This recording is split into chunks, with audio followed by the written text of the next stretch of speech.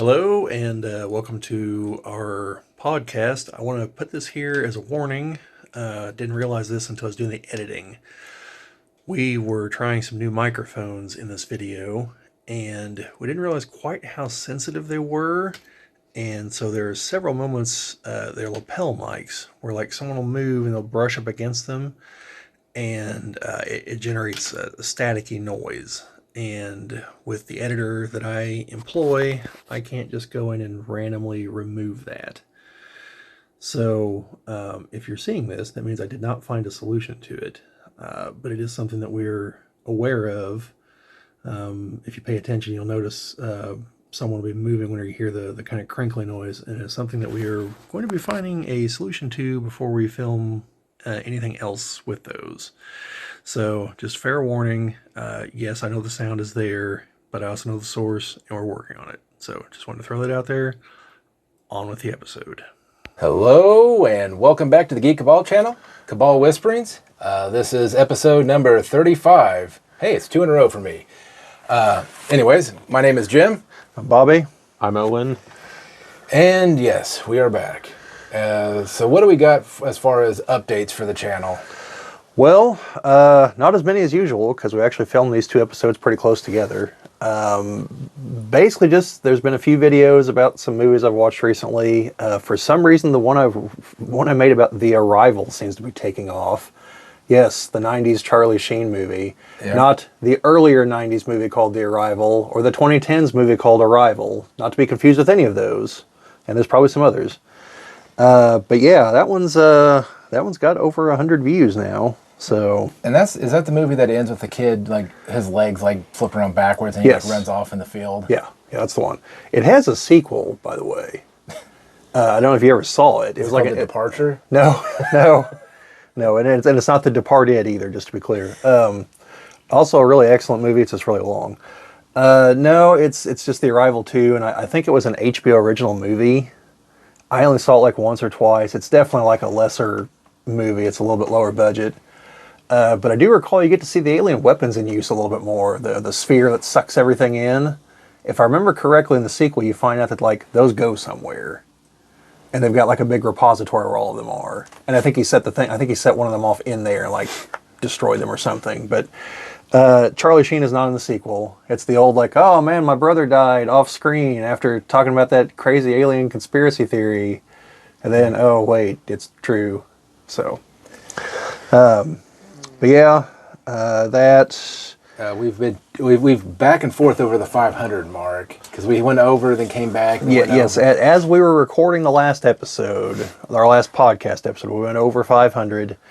But then like 2 days later, we kind of waffled back below it. Now we've been solidly over it for like a week and a half now. So I think we are over the hump. So yeah, definitely thank you on that. Not something we ever, I think, quite expected to get to, but hey, I mean, if you like our ramblings, definitely let other people know because we do appreciate all of the likes and all those subscribers. And yeah, and kind of on that note, Brian sent me a video a while ago that I watched. Had a lot to do with the metrics and things because people have done some deep dives because YouTube does not put out certain information. Like you have to go find it yourself. Apparently like 4% of the videos out there have like no views. And what I was watching the other day said something like 2/3 of the videos never get over 100. So the fact we have a number of videos over 100 and a number of them over 1,000, like, yeah, that's not millions of views, but like it's definitely getting out there.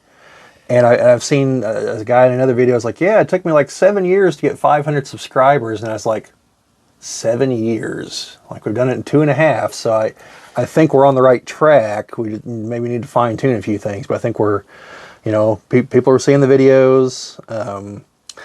I do think we need to talk about possibly rearranging the introduction because I want to keep something, but I think it's too long as it is. So I've got to figure out how to shorten it because I think we start losing people right there because like, not this intro crap, and they change it, Yeah. So that, and maybe like for the arrival, I wasn't just like, oh, so now it's time to talk about, I actually had like so have you ever wondered, and spiced it up a little bit. And I think people stuck around a little bit more. So yeah, I think finding that balance between maybe a couple of seconds for an intro slide that just says, hey, this is what it is, and then move on into it. I get that. So I don't know if I'm going to try to stick with official YouTube music, 'cause that's what I've been using. In case any of you are wondering where all those songs come from, YouTube has a library of free music to use. That's why some channels you'll notice have the same intro music sometimes. In other news, I think we've bored Owen to tears over here. No, I just kind of went to bed at like 5 a.m. last night. Hell, that happens. Yeah. That was a surprise because for work we actually got off on Good Friday and school was not, which was kind of a surprise. So Yeah. which was fine with me because I slept in then. I was quite surprised when I went to the Target in Bloomington that they're going to be closed Sunday. Like, I didn't think most places closed for Easter. Yeah. So that was kind of surprising. I know that the Game Preserve, at least the one in Greenwood, does, because Indiana Comic Con has been Easter weekend a couple times. And so I've gone there that Sunday and I'm like, why are they closed? I'm like, oh, right, Easter. So yeah. But yeah, other than that, I've got more Battletech videos coming. I already have one already uploaded. I just don't have it out there yet. It's another unboxing video. And I've still got stuff from the Kickstarter to unbox, plus some new stuff, and like a dozen Lego sets I want to build on screen. And I got a comment on one of our, I take the building part and condense it down to a minute so I can put them into the shorts. Yeah. And there's a guy that commented on one of them. It was like a 3-in-1, and he's like, hey, why don't you try like taking the parts, like just building something with it, something else. And I tell him, well, I can't with this one because I actually gave this set to somebody else. But I like that idea, so that will be coming at some point. But yeah. I would say, and other channel news is that we actually spent some money on some new equipment to try some things out here. So in the past, some of the issues that we've had with recording is with our setup is that being able to actually use our phones to record with and then being able to actually see what's being recorded, because unless you have the phone using the front facing camera, which sometimes you don't get as good of a quality, it can have some negative effects.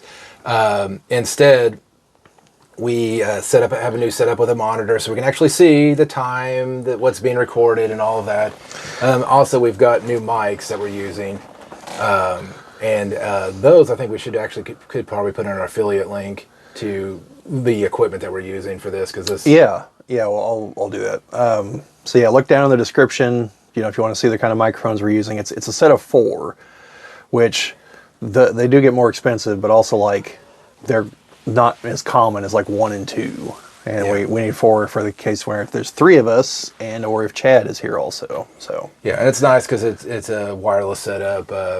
It's nice because it all hooks up. We can easily see the gain on the meter up there, see what our battery life's at, so that we're not, again, have one of our times where we talk and all of a sudden the mics go dead. And yes, you folks probably don't know this, but like there's a couple videos that have been filmed that have never made it because like 10 seconds in it just turns to static and nothing. So, and obviously we're doing some backups here too, recording with additional mics. Yes, we have Jim's phone.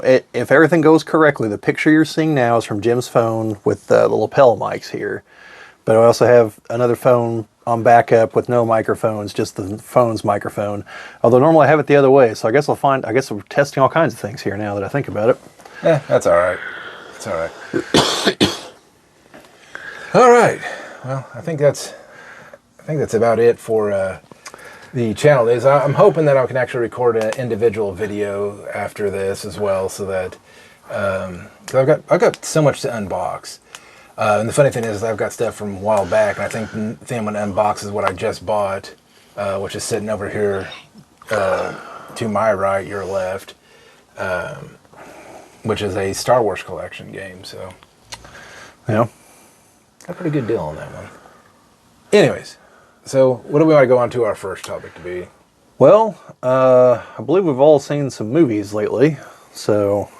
Yes. Owen got to see a movie that he even asked Bobbie to go, and Bobbie's like, I don't know, I don't think I can do it. I had other plans that night. Oh, bull. He just wanted to shatter a child's dreams. Hey, I want you to know, someone else later on offered to buy my ticket to go, and I told them, like, no. I told someone else no. I can't go now with you. Like, I'll feel really bad if I do that. So you guys go and you tell me how trash it is. Though the content from like YouTube and TikTok has been hilarious. So, Owen, why don't you talk about the Minecraft movie? Well, it's not the Minecraft movie, it's a Minecraft movie. They already have a sequel in the works. Oh, great. More mining, more crafting. So I don't think I need to go into the history. Minecraft's the most popular game on the market by far. Sold hundreds of millions of copies, and it's a game where you build things with blocks. So why don't you talk about the incident that happened in the movie theater while you were there? Well, I think I should start with talking about the movie. Yeah, you'll have to go over the incident though too. There was an incident that happened during the movie too. I think I can guess, but keep going. Okay, so I mean, there's gonna be spoilers, but it's all over YouTube and TikTok about all the clips from the movie. So I don't know. So the main character is Steve, played by Jack Black, who as a child he yearned for the mines, but no, he has to go work a boring office job until he just decides to go back to the mine, and he finds a crystal that takes him to the Minecraft world where he can express his creativity. Yeah, the moral of the story is that creativity is good. Okay. So kind of like the Lego movie? Yeah, except that this is like way worse. Sure. Because the Lego movie actually had like good characters and Substance. so but then Jack Black, Steve goes to the Nether, which in the game is basically hell, and there's no creativity there. And oh no, there's a bunch of evil pigs who want to destroy creativity. And they're the villains. Okay. So how does Jason Momoa factor into all this? Okay, well, Jack Black, like, gets captured by the piglins, but he sends his Minecraft wolf to the real world with the crystal to hide it. He hides it in Steve's house, but somehow gets to his storage unit. That's not explained, but that's like one of like 50 different plot holes. So essentially, Jason Momoa was a deadbeat middle-aged man who used to be a video game star in the 80s, but is now like washed up and... Did his character ever consider male modeling? No. No, we're already in unrealistic territory then. I've seen how women react to Jason Momoa. Like, he would not be unemployed. Now, did he ever play Donkey Kong? No. Try to become the king of Kong? No, he's not going to pull a Billy Mitchell. And Yeah, be careful there, guys. I really don't want to get sued. He's real sue happy. No, Jason Momoa plays some made-up beat-em-up game. Okay. Okay, so essentially, he buys this storage unit, thinking that there's like what's like some rare Atari in there, but it's just an empty box. But he finds the crystal and doesn't think anything of it at first, which means that you get to the other three main characters because there's like 5 of them. That sounds like a movie I've seen before. Well, it's better than having 10 main characers. Yeah, The Eternals. I was gonna say Jim knows what movie I'm talking about. Apparently. The Eternals? Yes. Okay, so then you have I don't know, Natalie and her brother, who the only lore you get about them is that they're moving to this town because their mom's dead. That's mentioned in one line and never brought up again. So like, because like her house is there and they inherited it, or like she liked the town, or like no, how does one affect the other? I don't think it's explained, but no, and Okay. and then their neighbors, this the fourth main character who it's this woman who like runs a zoo out of her car. That's not relevant to anything. It's just supposed to be quirky. That sounds like a movie unto itself. And she does nothing throughout the entire movie. Zoo car. like, as bad as this sounds, she's essentially like the token black character. Oh. Yeah. Well, you know, it wouldn't be the first time they made a movie just about a car. That didn't even have a car in it until, you know, just different points in the movie. Dude, where's my car? Yeah. So, Wow. anywho, the plot ends up all the characters get to the mine and they get transported to the Minecraft world, and wacky hijinks ensue. Like, they gotta go survive the first night with all the monsters, like the creepers and the skeletons and the zombies. Yeah. It's Minecraft. What do you want me to say? All right. So So, what about this incident in the theater? Well, the point being, the movie, it's another, like, MacGuffin plot. They got to get in and stop the bad guys from using it Yeah. to turn the world into evil place. So I heard the Drinker's review of it. He wasn't very kind to it, but he's like, this is basically just a big stupid movie, but somehow it's probably going to make $1 billion just because it's Minecraft. Does that sound about right? Yeah, that sounds about right. The movie seems like it was made just to have, you know, moments that you can, like, point it at it and be like, wow, he said the thing. yes, it's meme-worthy moments, like the chicken jockey and... Well, that was going to be my question. Was the incident in the theater involving that? Yes, it was, because you see, the audience reaction to the Minecraft movie is half the movie unto of itself. So Pointing kind of like a live viewing of the Rocky Horror Picture Show. Yes, where people have to shout out the lines in the different parts, like Yes, and throw food at the screen. kick the tire. Yeah. But what happened? What happened when people were?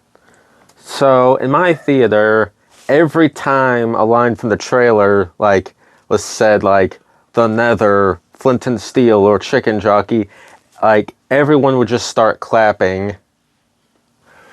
Well, that's better than throwing live chickens at the screen, which is what I've heard people have done. Well- or, you know, like, not so live, but used to be live chickens, if you know what I mean. Well, no, yeah. Yes, there's been videos of people, like, throwing popcorn, throwing drinks, bringing a chicken into the theater, like a live chicken, like tackling a theater employee.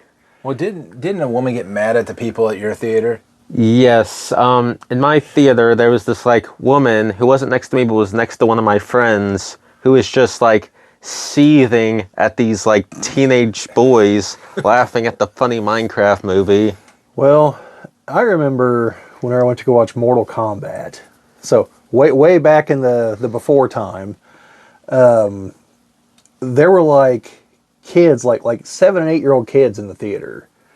And they'd be like, oh, Scorpion and Sub-Zero. And I'm sitting there like, you should have no idea who these characters are. Like, this is an insanely violent video game. You should not have played it. Like, this movie should not be PG-13. What is going on That's here? why they have the ESRB rating now.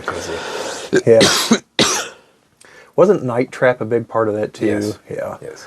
But yeah, so I sympathize for you, and like I've been to movies like that. Also, when I went to go watch the last Twilight movie. Oh, no, I didn't care. In fact, I was actually one of the people clapping at first. Well, when I saw the last Twilight movie, which, by the way, someone else paid for it, I had nothing better to do. I've not seen any of the others ever. Towards the end of the movie, where there's the whole, like, the dream sequence of the big battle where all kinds of named characters die, like, the reaction in that theater was great. They were like, oh my god, that's not what happens in the book! And I'm like, first of all, I was laughing. I was like, now you know how it feels. But second of all, like, I've not seen a single other Twilight movie. I know exactly what's happening because I paid attention. This isn't really happening. Like, it wasn't that hard to piece this together, guys. Like, you really are just a bunch of idiots, aren't you? Stupid Twilight fans. Although, to their credit, whenever Jacob took off his shirt, they laughed. They weren't like, woo! They were like, God, stop. I was like, all right, fine, ladies. I kind of thought that's what you wanted out of the movie, but all right. But, so, would you recommend the Minecraft movie for people to go watch? Hey, I wasn't done.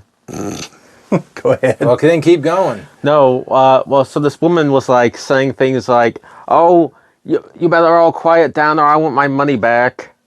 Taking her phone flashlight and, like, shining it back to where the kids were sitting, thinking I was going to do something. And then, at the end of the movie was great because like when everyone stood up, she like started like yelling at them, cussing at them, and they just fired back immediately. Well, see, what they should have done is one of them should have gone out and told them and say, "Hey, there's a crazy lady shining her light in her face. Can you get her out of here?" Well, no, but what? Just to see how pissed off she'd be when she got escorted out. Well, you know, and I would get it if it was a good movie. Like, if you're like trying to like watch a good movie and somebody's just ruining it, but... Yeah, if you're watching like Schindler's List and things like that's going on, like, you know... Well, first of all, people should be clapping. What was my point? It's a serious movie, like, you know... Well, no, I think actually her husband, like, stood up and went to go get, like, security because the kids were clapping. But no, people clap in a theater. I mean, I think it's stupid. No one's there to hear it, but like people clap. You know, the last time I remember somebody clapping in the theater was, I think, the opening crawl for The Phantom Menace. Oh, no, I've heard clapping way more recently than that. I think I heard people clapping at the end of The Phantom Menace when I went to go watch it last year. Might hear it again here next week. Revenge of the Sith. Yes, Revenge of the Sith. Back in theaters. Yeah, I could not convince Sarah to go watch it 4 times, though. You can convince me. I might get with you on that one, Owen. So this woman and these kids were arguing, and then an entirely different woman started arguing with them, cussing at them. But she was like way more violent. She was like, "You want to take this outside? Meet me in the parking lot." To be clear, the kids or at the other woman? No, to the kids. Okay.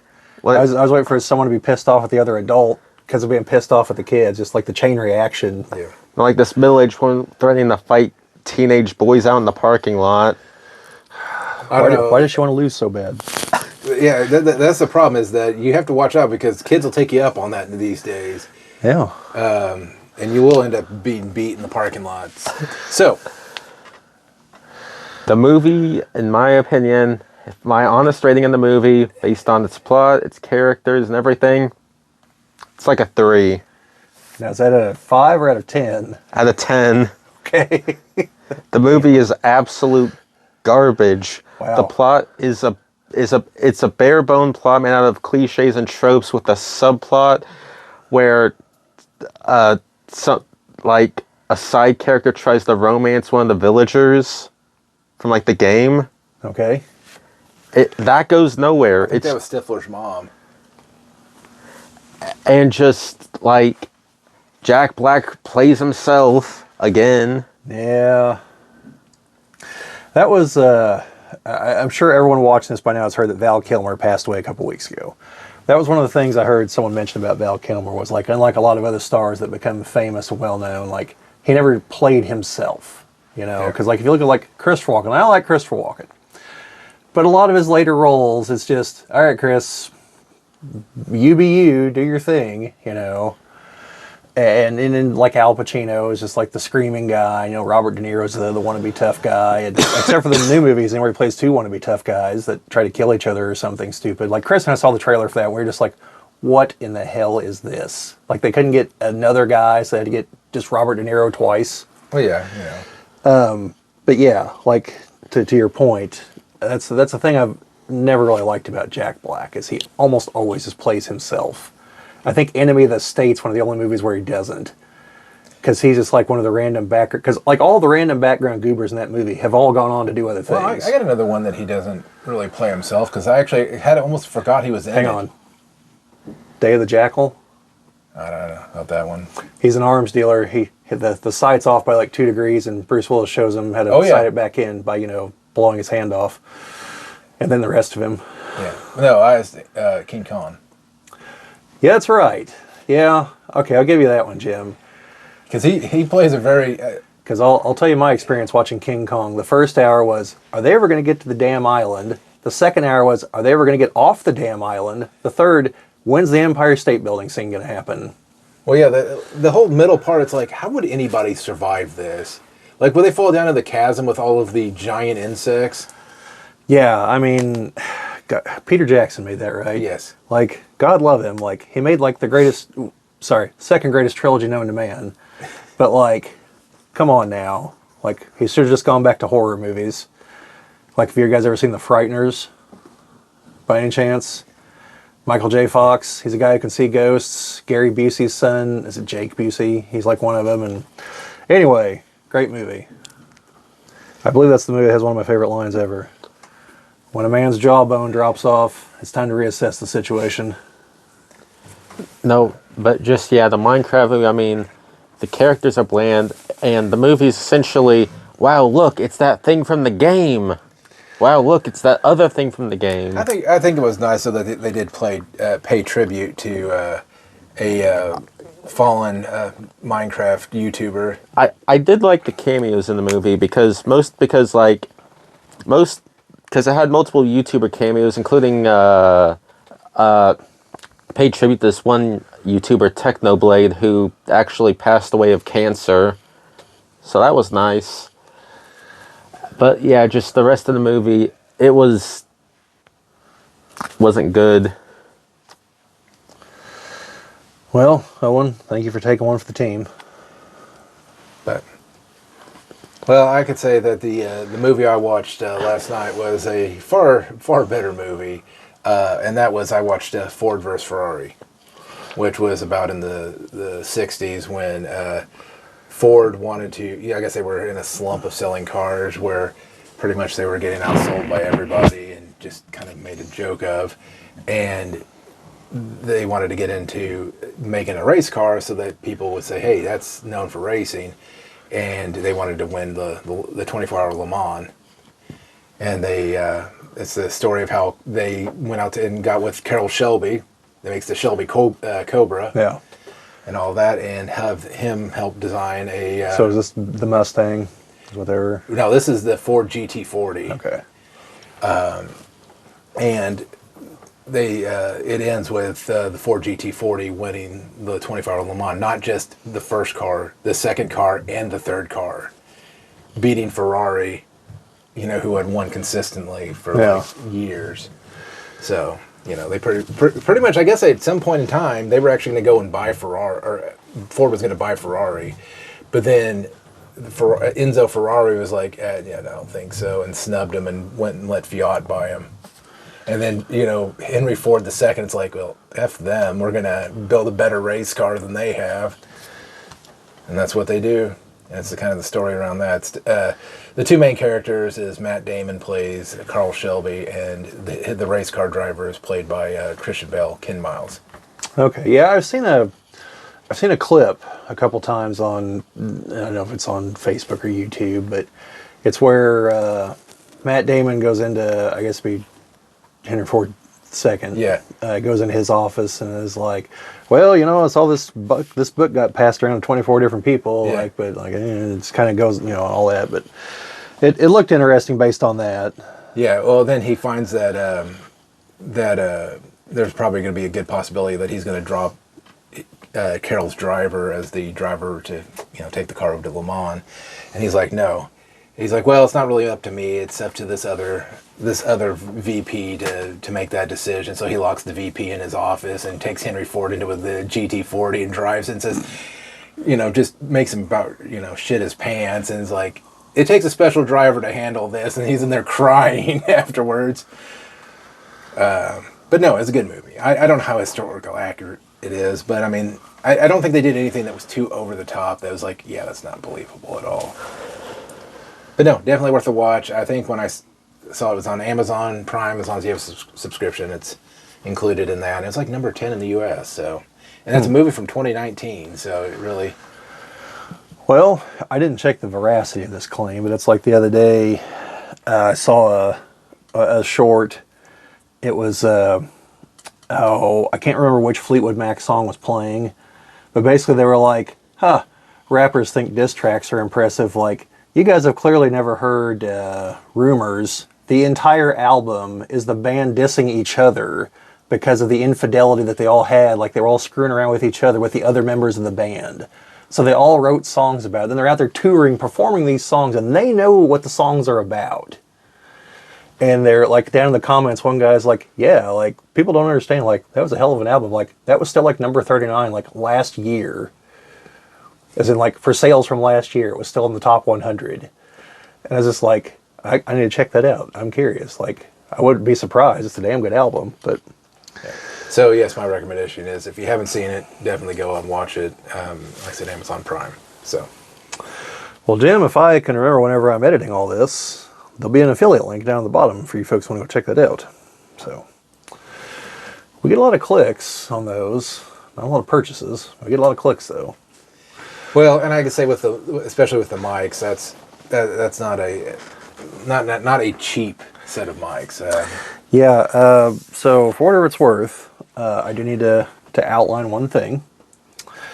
If we do ever discuss anything that's going to have those kind of links down on the bottom, can't discuss price. I was going to say you haven't yet, but whatever you do, you cannot mention the price because the price fluctuates. And Amazon doesn't want to be beholden to like, well, the guy in the video said it was this, like for a video that we recorded like 3 years ago or something, so. Yeah, this is 2025 time, so. Yeah. So just if you ever, if we're recording any videos that got anything like that, just bear that in mind. And also for you folks so that's the case. Like it's not that we're like, oh, well, it's a low price. And we've just beaten around the bush. Like we literally are not supposed to say it, so. Yeah, well, I've noticed that I've been using the TikTok. I know that's probably not the best thing to be doing, but the TikTok shop, yeah, I hear them like, oh yeah, they'll announce the price and you go into the shop and then it's a different price altogether. It's like, oh, I got it for $20. I'm like, oh, cool. And then it's like 60 and I'm like, yeah. I mean, like things I'm not going to put those links on, I'll mention the price, So, but anyways, did you got a movie you wanted to talk about? Yeah. I mean, I watch movies all the time. Like, in case you haven't been able to notice by all the videos I do about movies. But I actually rewatched Willow the other day, and I'm pretty sure I haven't watched that all the way through since I saw it in the theaters back in the 80s. Yeah, that's got one of the creepiest looking dragon things. Yeah, the two-headed dragon from the Troll. Yeah. Yeah, there's a lot of things I didn't remember, but other things like, oh yeah, I remember all this, like I watched it yesterday. Like, I forgot that that it is like a different world. It's not like Earth in the past. It is definitely a different world because like there's the other magical creatures, and they never call the humans. They call them something else, and they called the Willow and his people Picts. So they weren't just dwarves or like short humans. They were like a whole separate other species like hobbits.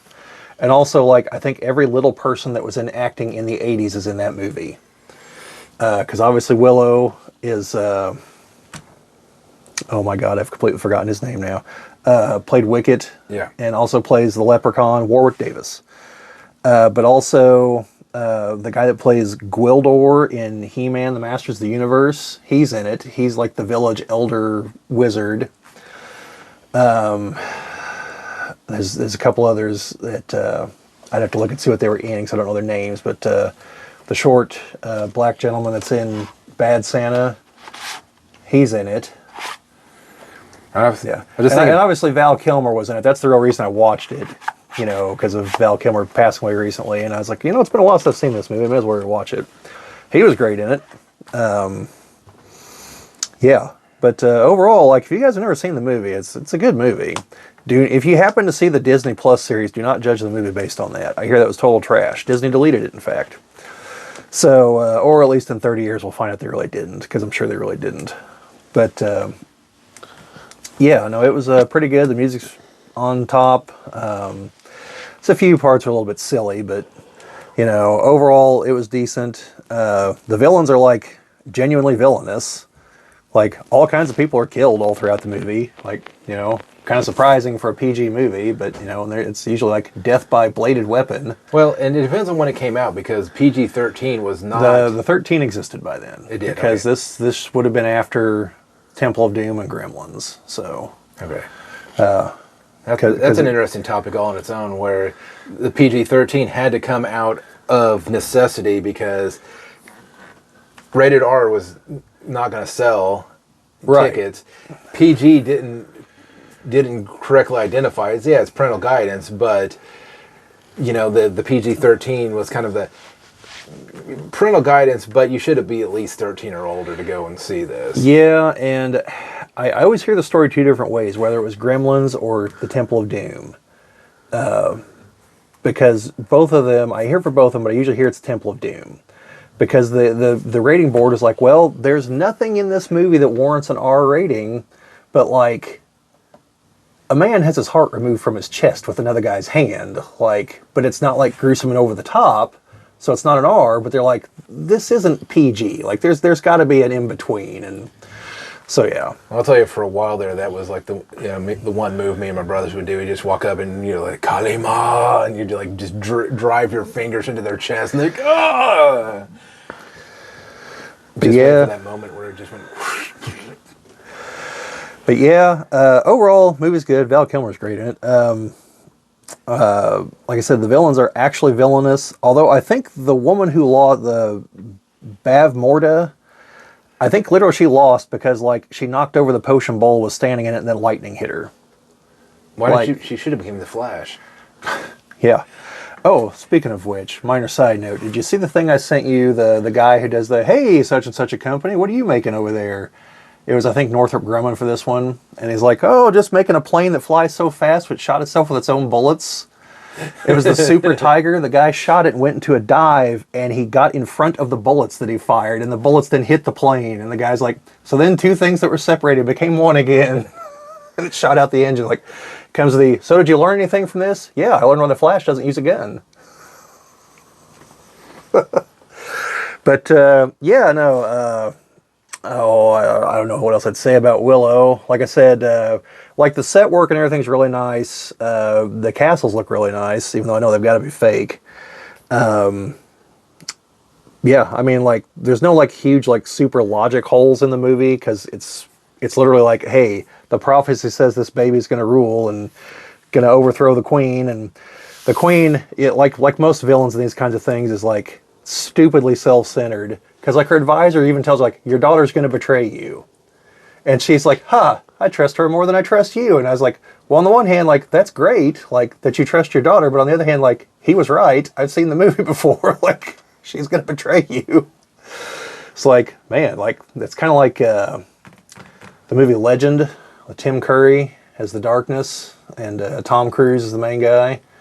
Like, you know what ultimately undoes the villain is the fact he actually loves the woman.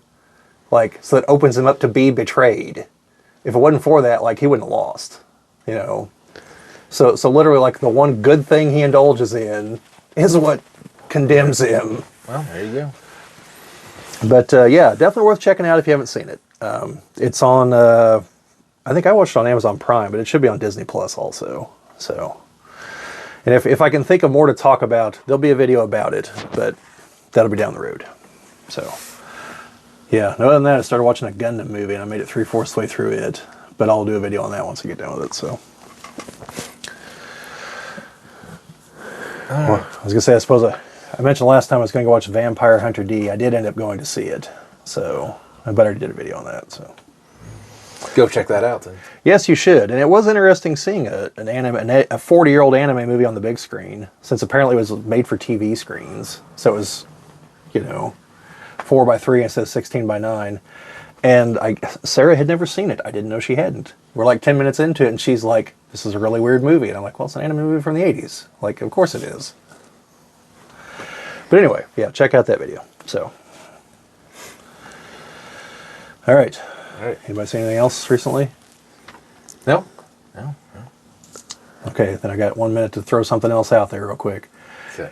Daredevil Born Again. The season finale came on this week. It's excellent. I've already done a video about it. Hopefully more than 3 people watch it, because like the last 2 Daredevil videos, like nobody's watching it, because I guess nobody's watching the show. The show is excellent. Go watch it. But also, I can't emphasize this enough, like, this is the most violent thing in the MCU, bar none. Like, there's a moment where the Punisher's just let off the chain.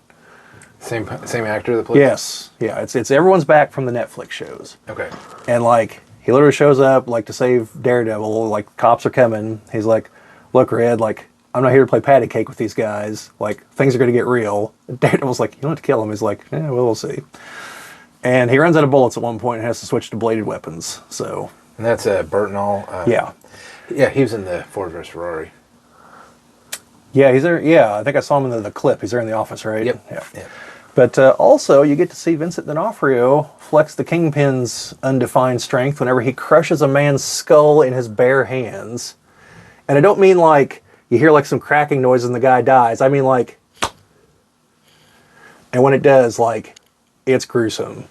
And I was just like, this is on Disney Plus. Like, well done, Disney. Well done. You've crossed the Rubicon. Well, and Disney's, I mean, that's why they did the right thing. If you've ever logged into Disney Plus, if you're going to watch some of the adult content stuff, like they require you to have a PIN code and all that stuff, which is what they should have done in the first place. And I think that they'll find that they need to appeal to both audiences, too. Yeah. I mean, that's the only way Disney's going to end up surviving, is if they're going to have to find a solution to one is not just to appeal to one demographic, but to learn how to appeal to every demographic and be able to appeal, to some things for the younger audiences, stuff for the older audiences. Yeah. Yeah. So, and also, in case you don't see my other video, don't know, the show just kind of stops. There is a season 2. It'll be out sometime next year, they think. So, and in fact, they actually just said something the other day. They plan on like maybe annually just doing more seasons because they're like, we think there's enough story here to just go. So hopefully, because they mean like the New York, street level superheroes in general. So I'm hoping because of the gap, I'm hoping that like Luke Cage and Jessica Jones and Iron Fist show up maybe. Yeah, I can say a lot of them, I mean, I don't think would be able to do like Avengers level threats or anything like that. But no. That's why I said it works perfect for them. I mean, Luke Cage, I think, would be one that could. Jessica Jones could. Yeah, I mean, Iron Fist can. I mean, because of his powers. Yeah, I mean, but then again, a lot of them have bullet, except for Luke Cage. He'll still stop most of them. Well, sure, but a bullet will stop Hawkeye, too. Yeah, true. So. But, I mean, there's always a controversy on if Hawkeye should be an Avenger in the first place. Well, should Black Widow be an Avenger? Well, I mean, if you're going to ask that about Hawkeye, you got to ask that about Black Widow, too. But, no, one other thing is, like, the show definitely tried to connect to the wider MCU. Kamala Khan's dad is in one of the episodes. So, like, they're trying to show that, like, yes, this is New York, the same New York, like, and he's talking about Kamala Khan through most of the episode, and because Matt's trying to get a loan from the bank, and he's the loan officer, and, so maybe we'll see her in season 2 also, who knows, because Fisk has, like, declared war on all the vigilantes, because he's the mayor. So, yeah. But yeah, good episode, good show, check it out.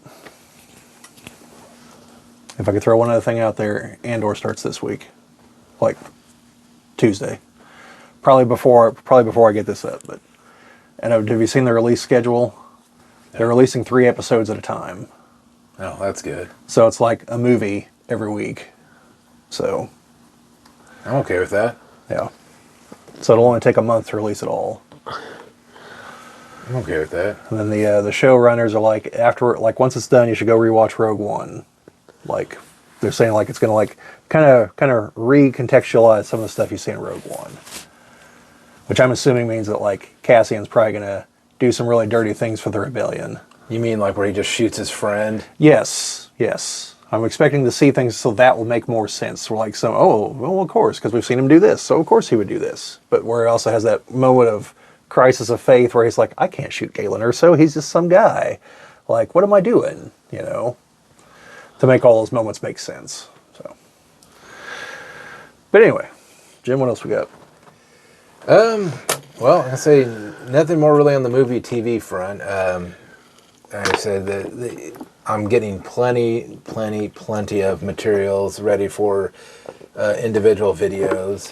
I've got a lot of games to go over, some display options for like your Game Boy games, Game Boy Advance, Sega Game Gear, different things, because one of the issues I had was trying to display those. So lots of things to talk about once I start getting into more individual videos. Finally getting stuff done around the house where I've been able to set more time aside to go and do like the recordings and such. So that's been good. Yeah. And then I know Owen hasn't been playing any games recently because we're Catholics. So Owen, one of the things he gave up for Lent was playing video games. Well, I was more so dared to do it for a lot of cash. Hey, Yeah, because supposedly he was addicted to playing video games. Like, I don't even see that. I mean, like, yeah, does he play games out at the house? Yes, but no, I don't see him playing them all the time. But, you know, it's not me paying him, so, you know, that's quite all right. But yeah. I was trying to see what we had in the camera shot there, because we had one of the new CED. So that was a video that I think we had done a while back where we had mentioned the video formats. Yeah, and I picked that up, I don't know, a month or so ago. The 2001 A Space Odyssey on RCA Select Division, or CED. So, kind of cool. Owen, do you have anything that you've picked up recently that... Anything I picked up recently? No, not really. I know we picked up, what did we get at Indiana Comic-Con? Because I know you had picked up a game there, didn't you? I don't think I did. Or we went to Game World and got that. I can't think of what that was. The game I got? Yes. Oh no, it was Mirror's Edge. Mirror's Edge. And there was a funny story with that. What? Where I guess there was a guy that had like copyrighted the word Edge for like Edge magazine, and like anybody, it's actually one of the reasons why Soul Edge became Soul Calibur. But he tried to sue Mirror's Edge, and you know I can't think what studio runs that, but they're like, dude, we have a legal department that would just drown you. Well, no, it was EA, so yeah, EA's like, yeah, don't even try that. Yeah, you know, who are. So they found out that, you know, like, yeah, you don't have a patent on the word edge. Yeah, I was gonna say he would lose. Yeah, he should ultimately lose because that. Yeah, I think the only thing he had worked for was a magazine about video games with the name Edge. Yeah, and that was all. But yeah, no, yeah, that's why Soul Edge is changed to Soul Calibur because of a stupid. Yeah, that's another. I should really go back there. What? Oh yeah. You know, there's a couple of game stores up in Bloomington that you have a lot of really good vintage stuff, and there's two of them in Bloomington. There's one by the mall, and then one over 3rd Street, or whatever it is, over where the old Kmart area is. You're on Game World, right? Yeah. Yeah, there's two of them. Yeah. And that's where I picked up Final Fight CD. In really good shape, too. I mean, the box has only got minimal damage to it until I drop it. Picked up Afterburner 3. And, I mean, their prices are in line with, like, the pricing charts. I mean, I paid $140 for this one and $40 for this one. But good news is, like, with the way that they do their games, it's like you buy 5, or you buy 5, you get or buy 4, you get the 5th one free. Kind of thing. Yeah. Obviously the lowest price one. Sure. So, but it's a good deal because I mean I've bought a lot of games, a lot of NES games, and I'm adding more and more that are from our local video rental. Got a copy of Mad Max. Yeah. It was from our local video rental, and then I bought a copy of Harry Potter Lego for the Wii, and it had Martin County Video on it. So. Yeah, I'm starting to make a small collection of games from the local store. Yeah, I sold some video games recently. Which ones? Dragon Quest 4, 5, and 9 for the DS. Yeah, like $300 for them, so. Not too bad. Considering I bought them at a Kmart that was going out of business, so I got them on sale, barely played them. I just happened to be looking at some other game on Amazon, and I saw like 1 or 2 of them were on Amazon for stupid high amounts of money. And it's like, so I checked eBay, and I was like, well, these are literally just sitting here doing nothing. I may as well sell them. So, yep. All right. Well, speaking of video games, you saw some news out of the EU, right? yeah, yeah. So it looks like the courts, I guess it's the courts is who rules on this. I don't know how how everything's structured for the EU. So I don't know if it's their courts or if it's like some subcommittee on the EU or what, but it looks like, excuse me, it looks like they're getting ready to rule on in-game purchases. And given that it's very likely that it will also affect the US, just because of the game markets and servers, and they're not going to want to, you know, specifically program things for over here and over here. It'll just be easier just to blanket program for all of it, which that's a whole other thing that I'm going to mention here at the end. But so it sounds like they're going to rule that in-game currency is still considered money. That, like, you didn't magically, like how, for those of you who are old enough and used to arcades, you'd go to them sometimes, like, they didn't take quarters. They specifically took whatever coinage they had there, which you had to trade real money for. And then if you ever looked at the coins, well, they didn't have a real money value. You couldn't trade them back for real money. It was a scheme to get money from you. Like, because they assumed you weren't going to spend all the coins and you're going to come out on the other end poorer because you're going to have to keep getting coins because it was never going to match up with what it took to play the games, which is another thing they've talked about. So it sounds like they're going to say that that is actual currency, and as such has to follow all the laws and rules of currency, which is going to really stick it to the game companies in various ways. But also, like, say a game has like in-game currency. I'm sure all of you have run into the situation of, like, let's say they're diamonds or whatever. Oh, it's $10 to get 20 diamonds. Okay, this thing over here is 30 diamonds, and there's no way to get less than 20. There's never any way to actually get just 30. So you have to get more, and then you're stuck with the other 10 for whatever. You know, so it's trying to keep you in the ecosystem, because you're like, well, I spent the money on these 10, I better find something else to spend them on, but I've got to buy more to be able to spend them on that. And that's a really even number. A lot of times it's something stupid like fives and everything else, where it's, you know, you just keep dropping money because you're like, well, I can't let this go to waste, but I don't have enough to buy anything else, so I've got to put more money in. And it's a trap, and they're recognizing this, that it's a very predatory practice. So at the minimum, they expect that they're going to rule that you have to have an option just to buy the thing, like eliminate the diamonds and all the other crap, or have an option like, okay, this thing costs 30 diamonds, which is going to cost you $15, just to straight buy this thing instead of jumping through all the hoops. Yeah, and I think they'd have to do that because a lot of games you can win, like, say, the diamonds. So if you just need to supplement what diamonds you've won in the game, then it's still giving you the option to do it.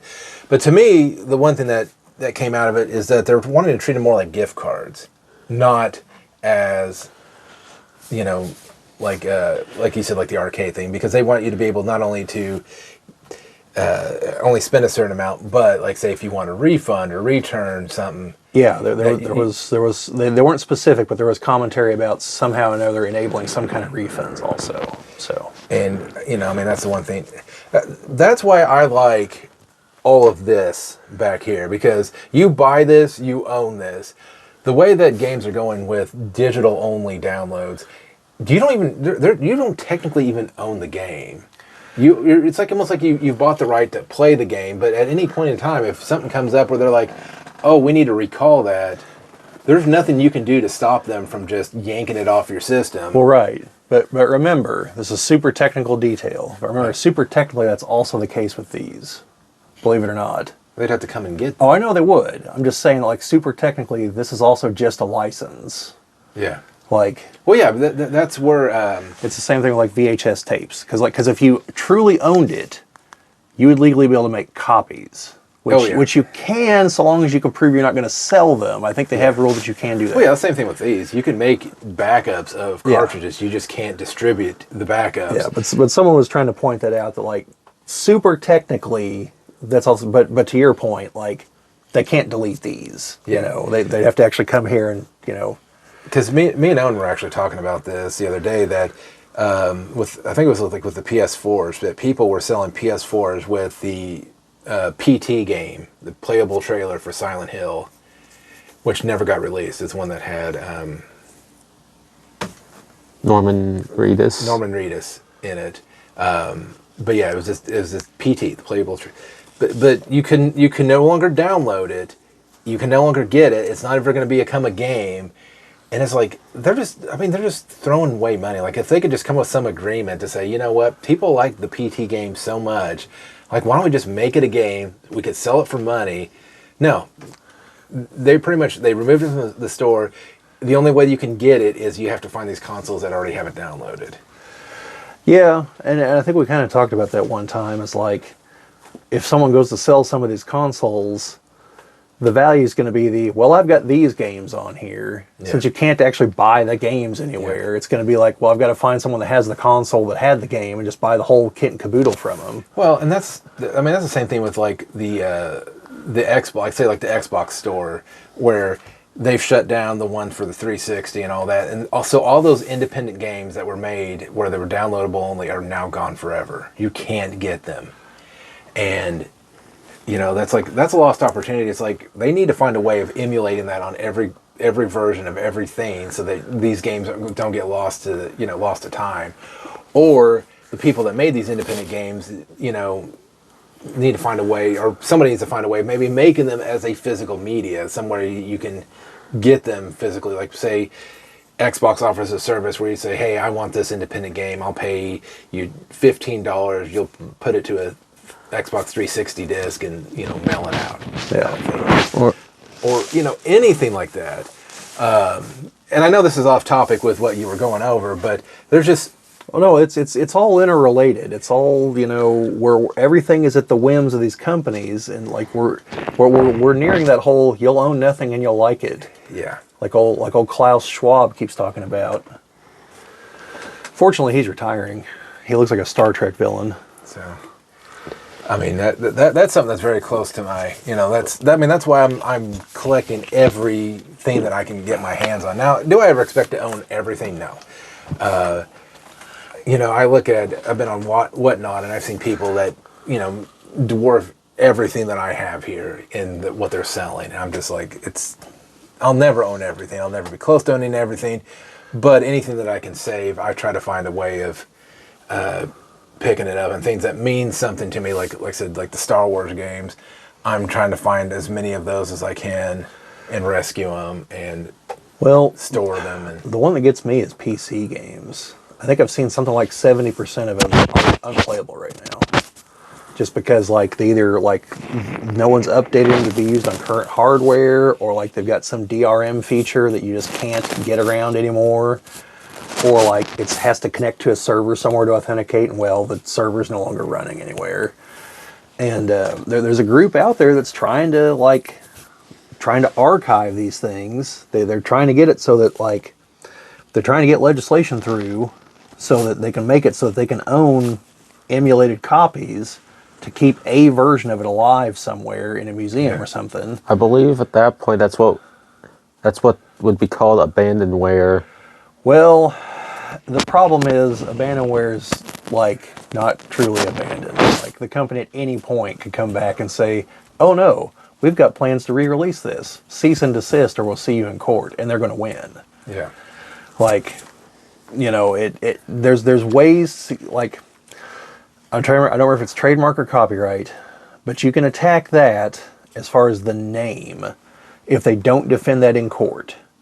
That's actually how DC lost Captain Marvel, because they weren't keeping it up, and then Marvel's sitting over there so wait, there's a name on the open market called Captain Marvel, yes please, we'll just take that, thank you very much. And that's why now it has to be called Shazam. So, but yeah, so that's all part of the whole, these companies are screwing us at the end of the day. A lot of people go along with it because of convenience. I own all kinds of digital movies. I own most of them physically too. And the ones I don't, I got for $1 or $2. So if I lose them, it's not a huge loss to me. It's convenience. I don't have to hook up a physical media player to every TV I ever want to watch stuff on. I can just log in and watch it. But I understand that I am, there will probably come a day when Voodoo, or I think it's Fandango at home now, will just be like, well, we didn't make enough money this quarter, we're done. And and all that winds up in the ether somewhere. That'll happen. I'm sure it will. And I'll probably be upset whenever it does. But I own most of those movies on DVD. They're probably all half rotted because they're probably Warner Brothers DVDs. Yeah, I mean, it's not like with like Amazon when you go buy a movie, you're not gonna have to worry probably for a while that Amazon's gonna go away. Yeah, the ones I have through like the Movies Anywhere, those I feel confident in because they're wired into like 8 different services. So those aren't just going to disappear anytime soon. Well, and I imagine with some of the smaller services that if they were ever to go out, that some company would just pick up and. I mean, maybe. Well, But like I had to hook up my Blu-ray player again for the first time in like 2 years the other day because I bought some Gundam Blu-rays that don't have digital codes. So the only way I'm going to be able to watch them is actually physically use the discs. Oh gosh, how terrible. You know, Jim, I will show you a picture of the cord nightmare that surrounds my TV for like my VCR that's still there. It's not hooked up, but the cords are all there. My surround sound system, my TV, I'm going to say 4 video game systems that are hooked up to it right now, maybe 5. Plus just all the random cords. I mean, it looks like a Lovecraftian nightmare back there. Oh yeah, no, I at one point in time had 4 to 5 game consoles hooked up to a TV and all of that. I remember the nightmare with that. That was not a pleasant setup. And I mean, your example is streaming services, but it's much the same for video games. Like, I still have a lot of physical games in my room, you know, just to play it because I have it, or games that haven't been, like, put onto any online service. And, like, I use Steam, and I'm pretty confident that Steam's not going to go away anytime soon because of how massively it just outperforms all the competition. Yeah. Yeah, Steam is another one I would probably say you're safe on. Like, Origin games, or whatever it is, yeah, probably not. I mean, like, Google Stadia came and died. Say the only games I ever had on Origin was because I owned the physical version of them. Yeah. And like, but I would still have to log into Origin, and I have since. It took me money to do it, but I've since rebought all of it over on Steam. So, because the only games I was playing on there were SimCity 4, and I have that on Steam now, and I had the Command & Conquer Collection, but I bought the remasters of the first 2, they're on Steam. But also the rest of them, I guess I can go ahead and say this on here. There's another way to play them. So I'll tell you about it later. But yeah. Although some guy like remade the entire first Command & Conquer game, I think in like HTML format somehow. Like there's a website where you can play the whole damn game on there. It's like it's just a thing running in the background on the website. Or he might have used JavaScript maybe, but yeah.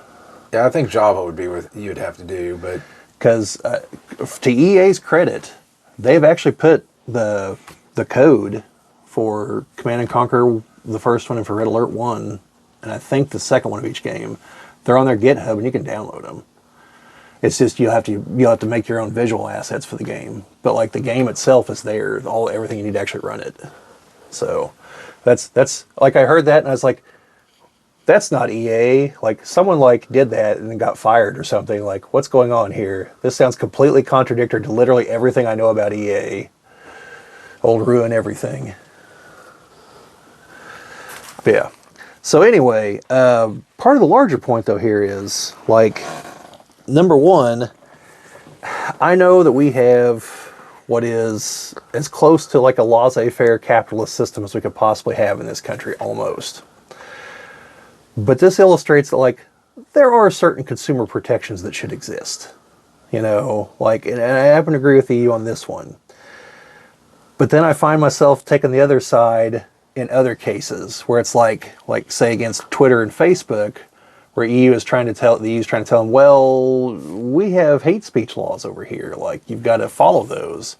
And again, it comes down to, well, is Facebook and Twitter really going to, like, build a wall between everything, or are they just going to enforce those rules all the way across? And that's the problem, is like that door swings both ways. That like this one is a good thing coming from the EU, but we also have to deal with the bad things coming from the EU.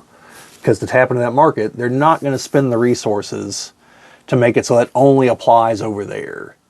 Similar to cell phones. You know, like I think the more recent iPhones now have the USB-C on them, right? yeah.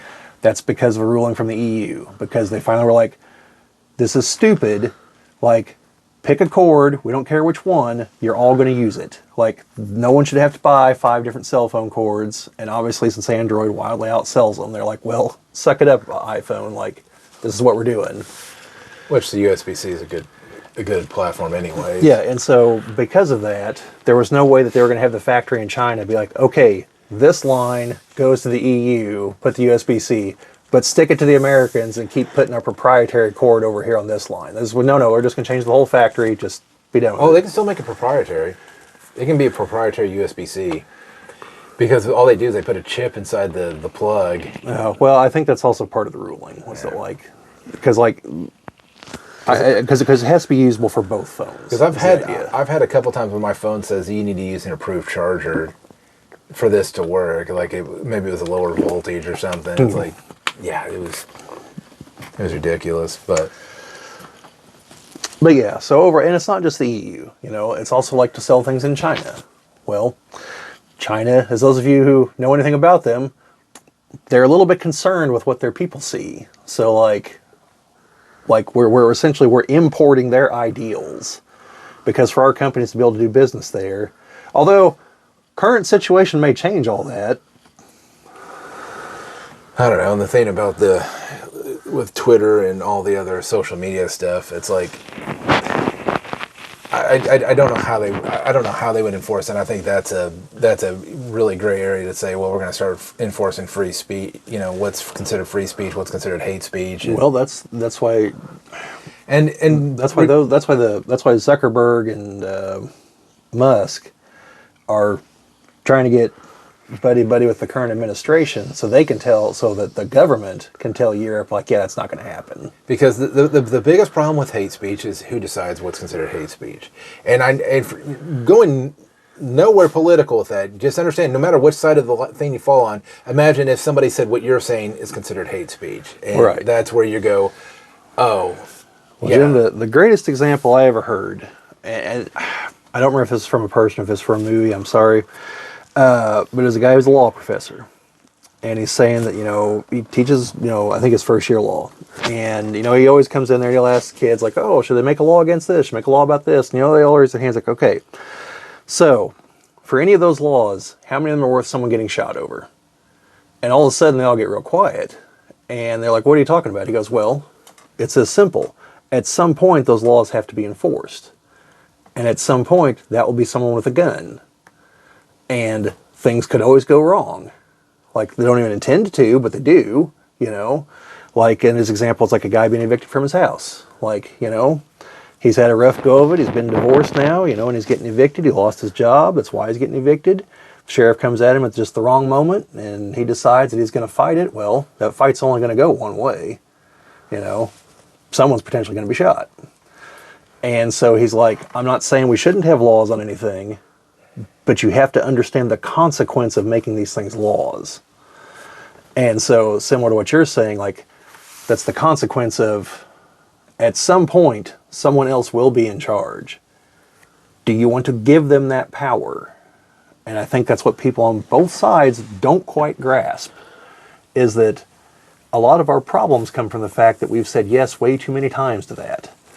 And then the people in charge just use it against the people that they don't like. Yeah. And they could sit there, well, it's the law. It's like, well, yes, but it should have never been.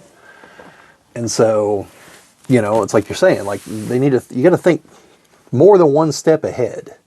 You know, yeah. You got to, I'm sure I can point to numerous examples from the last few years, and then point to, like, the people that push these things, and then say, like, did you ever consider that the current person in charge would be in charge again? I bet you didn't. And now they are, and now you have a problem with them having those powers. Like, this is what people tried to warn you about. Like, you know, and it's not a matter of which side you believe in. It's a matter of no one should have that power. Yep. You know? And so, yeah. But, you know, what can us mere mortals do about such things? I think the Europeans just consider us all peasants anyway, so. All right. What do we got next? Well, space exploration, kind of. Like the upper atmosphere for 11 minutes. So Katy Perry kissed the ground and she liked it. well, and so I did not come up with that, just so you guys know. That's from Twitter. I'm not that creative. So my big thing on this is that I think, you know, the people that flew up there maybe went a little bit overboard on, you know, talking about like being astronauts. I don't know. I don't know if anyone actually said that, but people are like, oh, they're not astronauts. I'm like, no. It's more of like, as Owen, as you stated, it's more like space tourism. It's, you get a kind of a glimpse. Well, yeah, I mean, that's what it is, space tourism. I mean, you get a glimpse of space. Are you an astronaut? No. You're just a person riding up in space. Now, do I discredit, though, how dangerous all of that is?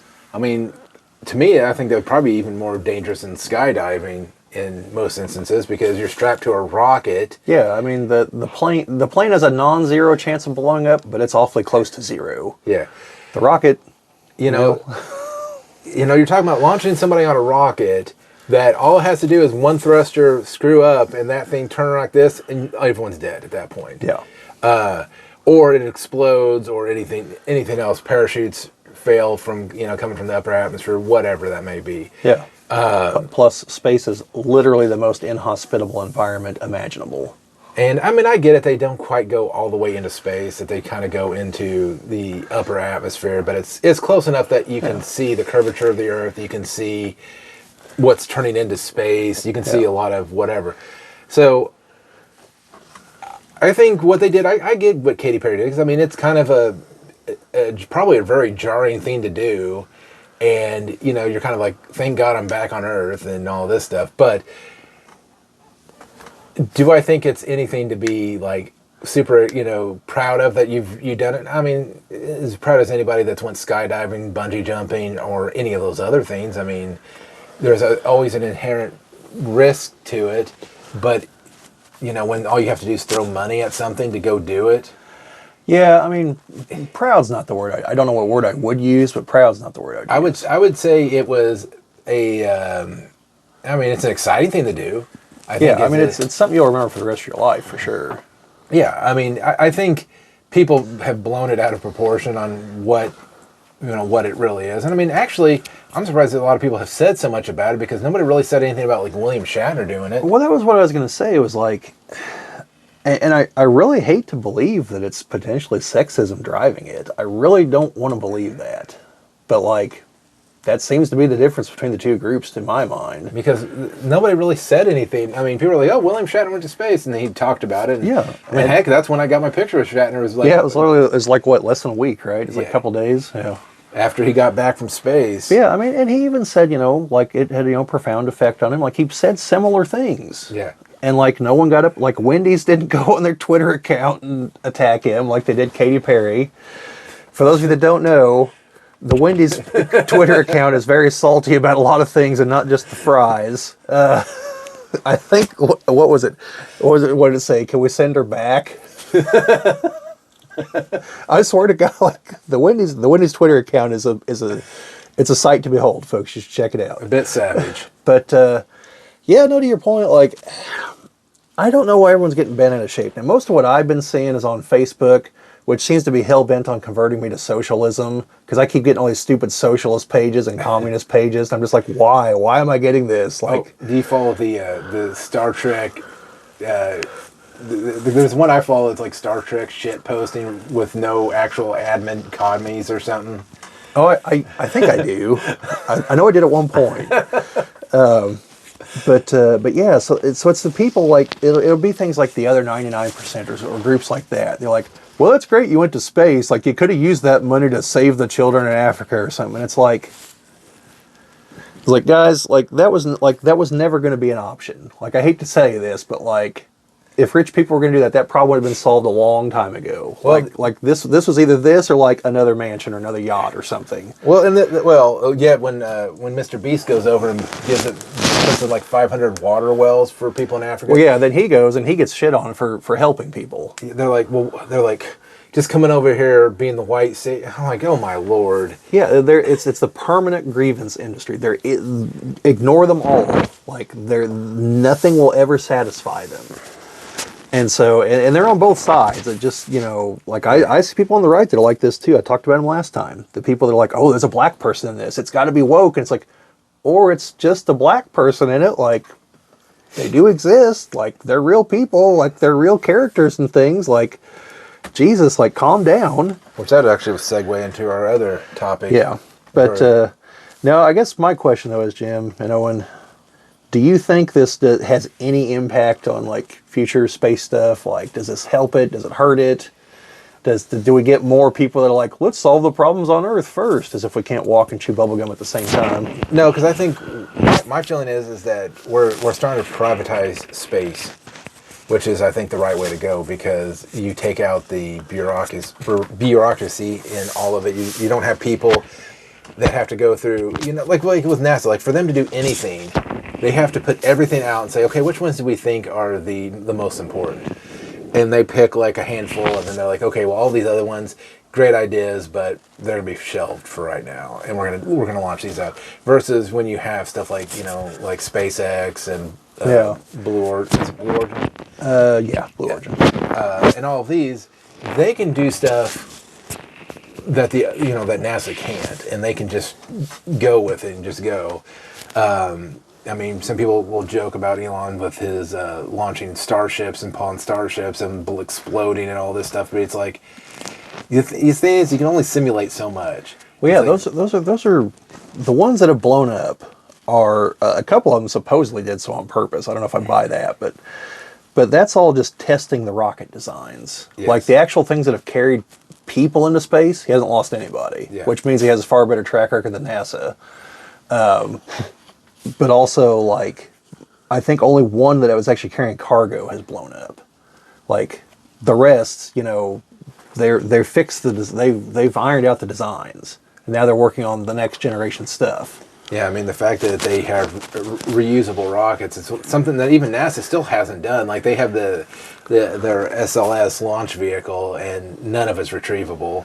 Yeah, I mean, just reusable rockets, the amount of money that saves from having to build a new rocket every time. Like, and that savings will compound over time, because obviously the technology will improve. Although I can't agree with everything Elon Musk is doing in space, because he's also said he wants to deorbit the ISS. Yeah, I think that's the whole let's get rid of the competition thing. Like that's nice, Elon. Like, you got another electric car we can talk about? Yeah. No, but to your point, Jim, I'm torn on NASA, because it's like the only part of the government that has ever actually achieved like a return on investment.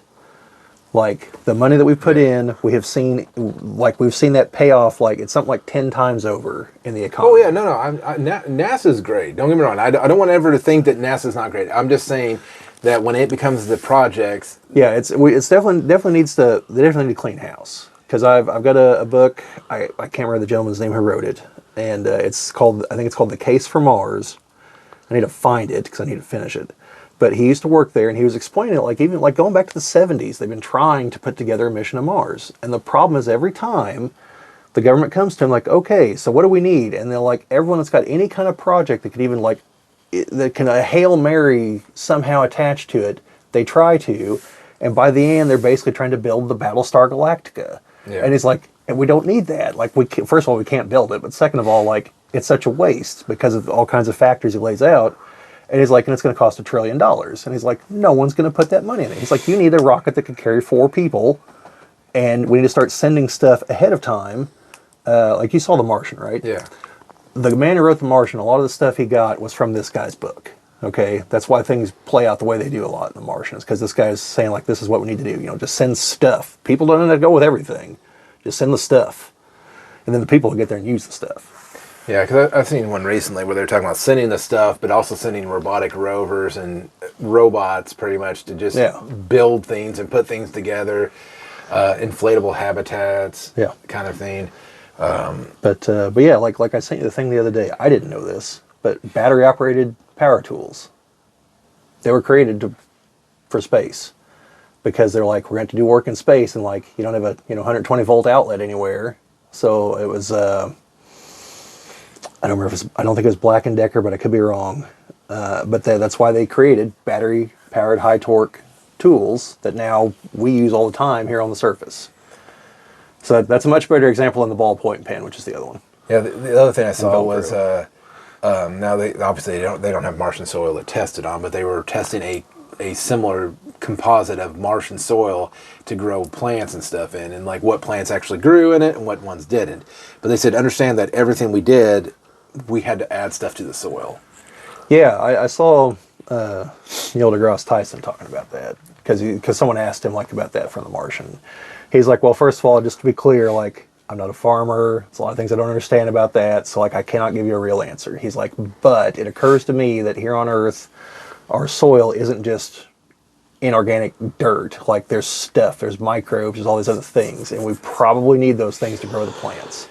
So you probably can't just grab a bunch of dust off Mars, mix poop with it, and stick a half a potato in it. Well, there's another problem is that anything that you do to the soil there, you are now contaminating it with earth material. That's fine. It's our planet too, so no one's taking it from us. It's ours. It's in our solar system. All these planets are ours, and the moon, and any other rocks floating around up there, and eventually the sun itself. Once we become a full Type 1 civilization. Put a Dyson sphere around it. Maybe. That'd require a hell of a lot of material, though. We might have to just settle for a ring. Yeah, well, and that's what I've seen is that people not building an entire Dyson sphere, that they build like a grid around it with collectors, because they're like, there's enough sun there, you don't have to collect every bit of it. Yeah, no. But, you know, anything else on that one? No, I just, you know, I don't think this is going to hurt anything. I think the people that are upset about it are the people that are perpetually upset about everything. They're the people that are like, oh, kill all the landlords and these kinds of people who are lunatics. So I don't think... Yeah, I never did understand that with the with the landlords. It's like, these are just, I mean, yes, they're people that buy buildings to rent buildings. Well, because, okay. They're like, but why are you renting? Because because for some reason, purchasing a home outright is not something in your cards right now. Yeah. So you need to have a way now. You need a house. You need a roof over your head, and so okay. So very, very briefly, these people are either hardcore socialists or wannabe communists. They think that the government should provide all this stuff. They don't realize that the government can't build anything. The government can't make anything unless it's using forced labor. The government can only buy things. And so, like, the government isn't in charge of building these things. The government hires a contractor to build these things, okay? Which means it's the people's money going to do that, and it's only going to benefit some people. Now, you can argue societal benefits of, like, low-income housing and things like that, and I could even get on board with some of it. But, like, they think that private ownership shouldn't exist. That's the core of the problem. They don't think your house should be your house. It's a house that you happen to occupy at the moment. And if the committee decides that you no longer get to be in it, well, too bad, so sad, you're out. Well, And your stuff isn't your stuff. It's the people's stuff. And it's commie gobbledygook, as Norm Macdonald put it. You know, like, it's these people are clinically insane. Like, they don't understand how all of nature works. Like, animals say, this is my territory, come in here, I will kill you. Like, we have laws so that we don't do that, you know, unless you, like, really trespass, then, you know, depending on your state, well, maybe that's what's going to happen anyway. But, like, you know, like, our civilization is so that we don't have to resort to the law of the jungle. And they don't understand that, like, their ideas have been tried. Their ideas led to the deaths of about 100 million people in the last century. There's probably no idea in the history of mankind that has been so thoroughly debunked, but they keep going because it wasn't the real communism or whatever. Sure, there's a mountain of people from the former Soviet Union that can sit there and say, no, it's worse than you think. It's worse than you people know. You don't want this. Oh, you don't know what the hell you're talking about. Oh, it wasn't that bad. It's not like you were trying to climb up the Berlin Wall to get away from it. Yeah. No one tried to get into the Berlin Wall. Everyone is trying to go the other way. No one tries to break into Cuba. Like, they'll ride the most rickety piece of wood they can in the hopes of making it to Florida. No one's doing the reverse. That's all you need to know about these countries. No one's trying to break in. Everyone's trying to break out. I think it was Florida, speaking of which, where they were talking about getting rid of property tax. He's like, he's like, why are you paying taxes on property you're supposed to own? Well, I mean, that's a whole other like thing, because people point out like, well, I bought this, but if I'm paying property taxes and if I miss a payment, you can take it. I don't really own it, do I? I'm just kind of renting it from you now. Like I mean, technically by the definitions of words, like that's true. It's like a guy laid out that, without going super political here, like if you actually look up the definitions of things like theft and taxes and whatnot, like taxes are clearly theft. Like it's the forcible taking of property, Yeah. Like, I mean, there's no other way to look at it. Like now, again, I'm not one of these people advocating for no taxes. Like, we need roads and things. Like that money's got to come from somewhere, and I'm not, which makes sense. Which makes sense why you'd pay taxes on your vehicles, you pay taxes on your gas, you pay taxes on tires and stuff, because they're all things that are going to be interacting with the road. Well, the really bad thing is that people of lower economic status, they keep talking about paying their fair share, and if things were actually made that way, like most of them, I guess, don't understand that they basically don't pay federal income taxes. Like they get back more than they pay in. So if it was actually their fair share, like they're going to get less, and they're going to be paying consumption taxes because that's the fair way to tax. You use the road, you pay for it. People that don't own cars, why are they paying any taxes for the road? They're not using it. Yeah. And it's like they don't think two steps ahead. I'm not saying our tax system is perfect. It's clearly not, but... And how did we get on this from space? Well, we were talking about government efficiency and... Yes. We're not talking about any department of government efficiency here. No. But also, like, one thing I keep seeing in relation to this is before the ladies went to space here the other day. I kept seeing people for a long time on Twitter like, why are we even worried about Mars and space? Like, we've got all these problems here. And I'm just like, if your bar to start looking out there is to solve all the problems here first, we are going to die on this planet whenever the sun explodes, if we're still here. We will never leave this planet. We will never have all of our problems fixed here. It will never happen. In fact, we would still be living in caves if that was our mentality, because we have to keep moving forward. That means that some things don't get fixed as quickly as possible, okay, but also going to space isn't stopping us from fixing these other problems. It's a whole other batch of resources and the mindset. Like, most of our problems ultimately come down to ideology. Like, you do know that, like, world hunger, for instance, the world produces enough food to feed everybody. It's a matter of where the food is, and it's a matter of the places that that have low amounts of food are also typically run by dictators. So we can't just give them food. The dictator just keep the food. It's politics. It's not a matter of production. It's not a matter of money. It's a matter of ideology and politics. And that's the core of most of our problems. We produce enough stuff and food to satisfy everybody. We can build power plants in third world countries and everyone have electricity. No problem. Like, we can build water purification plants. Now, eventually we're going to have to build desalinization plants because we are having more and more people. But that's also a thing we can do. Like, we have the means of basically making everyone live comfortably. Now, they might not be living the top level of a first world country, but they could live far more comfortably than they do in a lot of parts of the world. But we can't because of regional, local things, our own interests clashing with them, because we want to have some place that we can pay people 50 cents a day to make things. Those are the problems. It's not a technical problem. We don't need the people building rockets to do this instead. We need the people at, like, the State Department or wherever, the UN, I guess, if it were, effective. Things like that. And so, but with space, we could potentially help these problems because it will force us to develop new technologies, which will have an impact here on Earth. We will potentially be able to bring resources here. That's iffy, because I'm still not sure how to get them down without just, like, crashing a big asteroid somewhere. Maybe space elevators or something. Well, I was watching a show about space elevators, and supposedly, like, the tensile strength of, like, steel is not strong enough to support. Because they said that supposedly, like, as you would go up, you would just have to keep increasing the size, and like by the time it would get into space, it would be like the size of I don't remember what, but it was like gigantic. Like Yeah, because the farther you are along the torque arm, the greater the force. Yeah. So, yeah.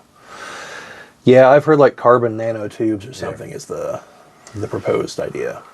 But yeah, I mean, it's a working on this problem will alleviate some of our problems. You know, like people will be employed, money will be circulating, stuff will be created, like the power tools. You know, excuse me, that will have an impact on Earth. You know, we'll come up with more creative ways to grow crops elsewhere that we can apply to a desert environment, for instance. And at the same time, I know we never talk about this, but like, we should also be trying to figure out how to like, you know, kind of set up installations underwater. Like 3/4 of our planet is basically we're just kind of stare at it like, that's great, there's fish out there, whatever.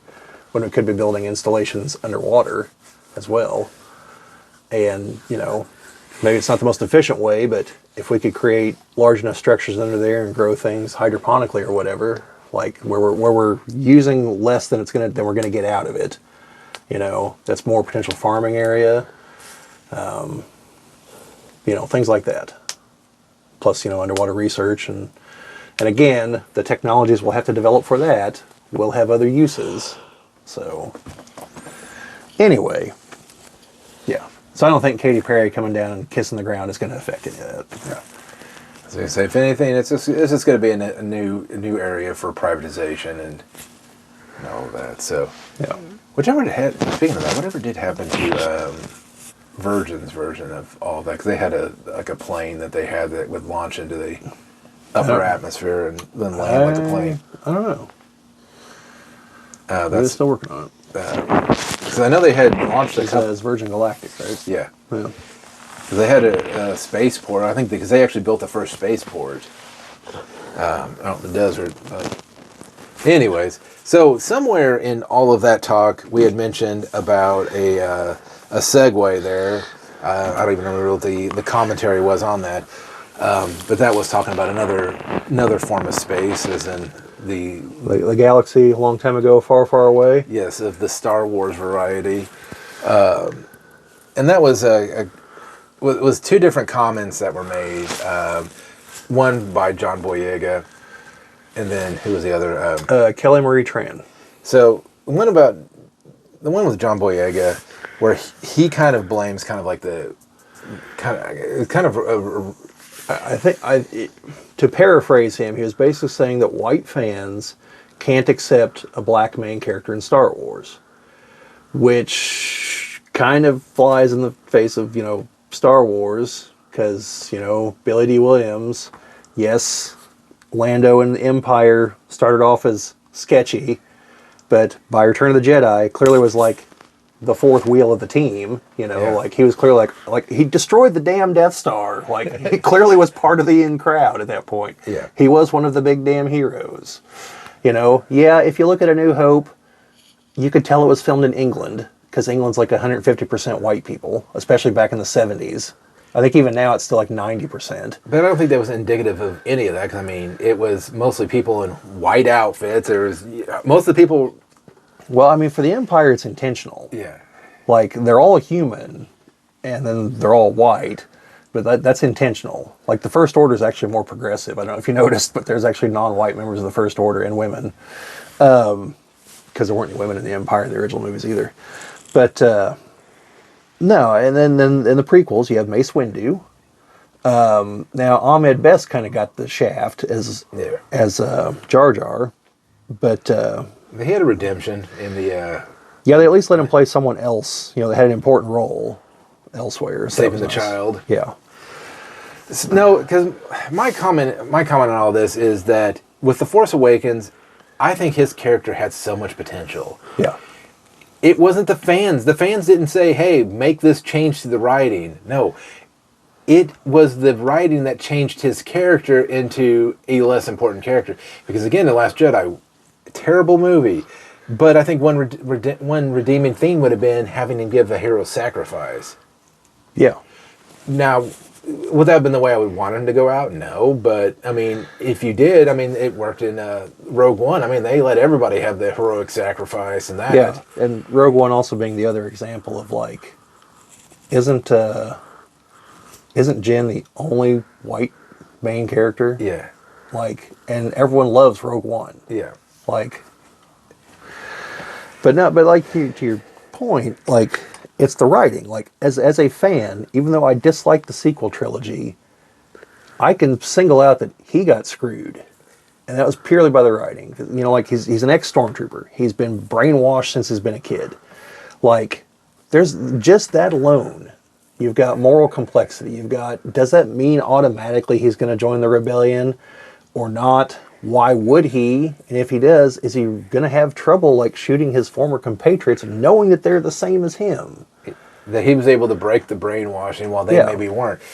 And also, like, I would have had no problem if he would have been a Force user also. Like, which I think that's what they were alluding to. Because the Force Awakens, you thought, okay, the Force is awakening in him. Yeah, I mean, that's what the trailers alluded to anyway. And because we saw him with a lightsaber in the trailer. And that, but as the sequel trilogy progressed, he got written out of movies more and more. Yeah, and I think that is where they, and that is where they lost the thing. Is that he should have became a Jedi. It's fine if Rey also became a Jedi, because I think the thing is each one of them came from a background that should have damned them to be evil. One was a stormtrooper. One was the son of Palpatine, or daughter of Palpatine. Daughter of Palpatine, and that all in itself should have been like, yeah, these people should have been evil. Yeah, I mean, as much as I dislike where the sequel trilogy went with some things, like I think there's enough pieces there that had it been better written, it could have been a good trilogy. Like you're saying, like with those two, their backgrounds, especially if we would have known a little bit earlier about Rey, you've got, we can focus on things like, did the rebellion really win just to find out that the Republic really did suck, that there's a reason why it collapsed, and like they just go back to the Republic and it just gets annihilated, like that maybe there is a different way forward, whatever that may be, because it's the politics of a fake galaxy, so you can make up whatever you want. But or like Luke didn't have to be a hermit. Why didn't Luke retreat but still bring other Force users with him to teach them someplace else? Why didn't he make it his life's goal to try to redeem Ben? Things like that. There were all kinds of little choices that they should have made, because the pieces are there. Again, I don't like where it went with the storyline, but had at least been good, I could have gotten behind it. Well, and the thing is that they should have made it a Finn and Rey story. Yeah. But that's not what they did. They made it like a Rey story, and then each other movie had like another character that kind of took the spotlight alongside with Rey. Because you had, Poe Dameron, which I don't think should have been he should have been a Wedge. I honestly think he should have been Wedge's son. Well, yes, but he should have been that side character. And I would have gone so far as to say he should have been a minor Force user, as good as he is at like blowing up TIE fighters. I mean, he should have had about as much screen time as Chewbacca had. That's harsh. He should have not got a medal. Damn, Jim. But like, I don't know. I still say that what's her face's heroic sacrifice was fine. I didn't care. Admiral Holdo. Oh, yeah. Yeah. Thought you meant Kelly Marie Tran's sister. No. That was stupid. Those were the stupidest ships as well. Yeah. Because that's like something you would like fly over like a space station, not a starship. Yeah. And yes, and when you have to like try to like explain gravity should not work in space and how those things had to work, because people don't understand that you can't drop things in space. Because no, not unless the other thing's big enough to have its own gravity. So when people are like, no, it had to be magnetically driven to like throw them out. And all this because they didn't want to reuse the Y-wing. Yeah, that's the other problem, is the Y-wing and the B-wing are sitting right there. Like they remembered him for the Skeleton Crew. The B-wing show up in the finale. Which, by the way, they do something I didn't know the B-Wings could do. What? Basically, their guns become like the Death Star. Like, they combine and make a beam. They did that in the Clone Wars. Yeah, see, I didn't watch the Clone Wars. The first B-Wing prototype in the Clone Wars had that kind of a weapon. Yeah, see, I watched all the Clone Wars. I really should, I guess. Now, Shouldn't call myself a Star Wars fan. One thing they never shown is that I guess the B-Wing's cockpit is completely 360 degrees. Like it can flip, like it can hold steady while the entire ship the toy does. where the entire ship can move around it. Yeah, because they fly in flat. When they go to attack position, it comes down, the wings open up. Yeah. Yeah. Which I still don't know why they call it a B-Wing. I don't know why they call it anything in that universe because Well, yes, to your point, none of those letters exist in Arabish. But yeah, like the other three I can see. You know, the X obviously the wings, the Y wing from above looks like a Y, the A wing from above looks like an A, but the B wing, I guess like one side, you know, kind of looks like a B, but you've got like the back to back be like Buckaroo Banzai's symbol. Yeah. And that name was already taken, so. Have either of you ever seen Buckaroo Banzai? a long time ago. Somewhere has got it on VHS. You should watch it again. It's not a terrible movie, but like, Peter Weller's pretty good in it. But yeah, like there's all kinds of people in that movie. Jeff Goldblum. God, I can picture him, but I can't think of the names. It's terrible. Because see, I'm all losing the, it. yeah, all the other stuff made sense. Like, you know, TIE Fighter, the twin ion engine. Yeah. You know, then just they did not, you know, some sort of, you know, nomenclature for like the you know, like the Defender, the Interceptor, the Phantom. The Phantom. Yeah.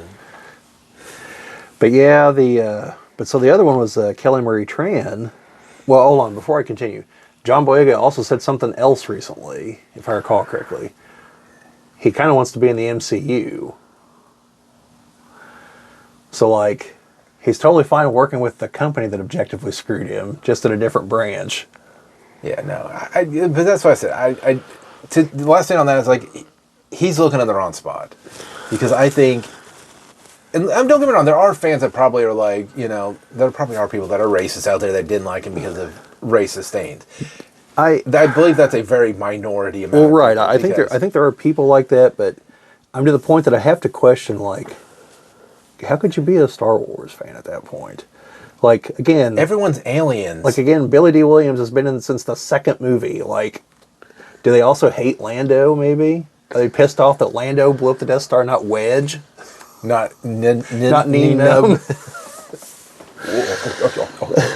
Like, I don't... Like, do they watch the prequels like, that damn Mace Windu, if only he wasn't here, Anakin could have everything in hand. No pun intended. Yes. Because of... But, like, I don't see it, you know. No. I don't see how you could legitimately, like, unless you're one of those people that unironically is like the Empire did nothing wrong, and like you're literally watching it because you're pro-Empire. Which, I mean, don't get me wrong, the Empire looks cool, that's the whole point. But like I get that, like, in video games and everything, sure, I'm all for the Empire. Yeah. Like objectively, they are the bad guys. But when you play as in those video games, like, yeah, you want to be them because it's like, oh, like Empire at War is a perfect example. Like they even limited how many ships you could have in the rebellion, like in the rebellion. You can only have X amount of ships in your fleet.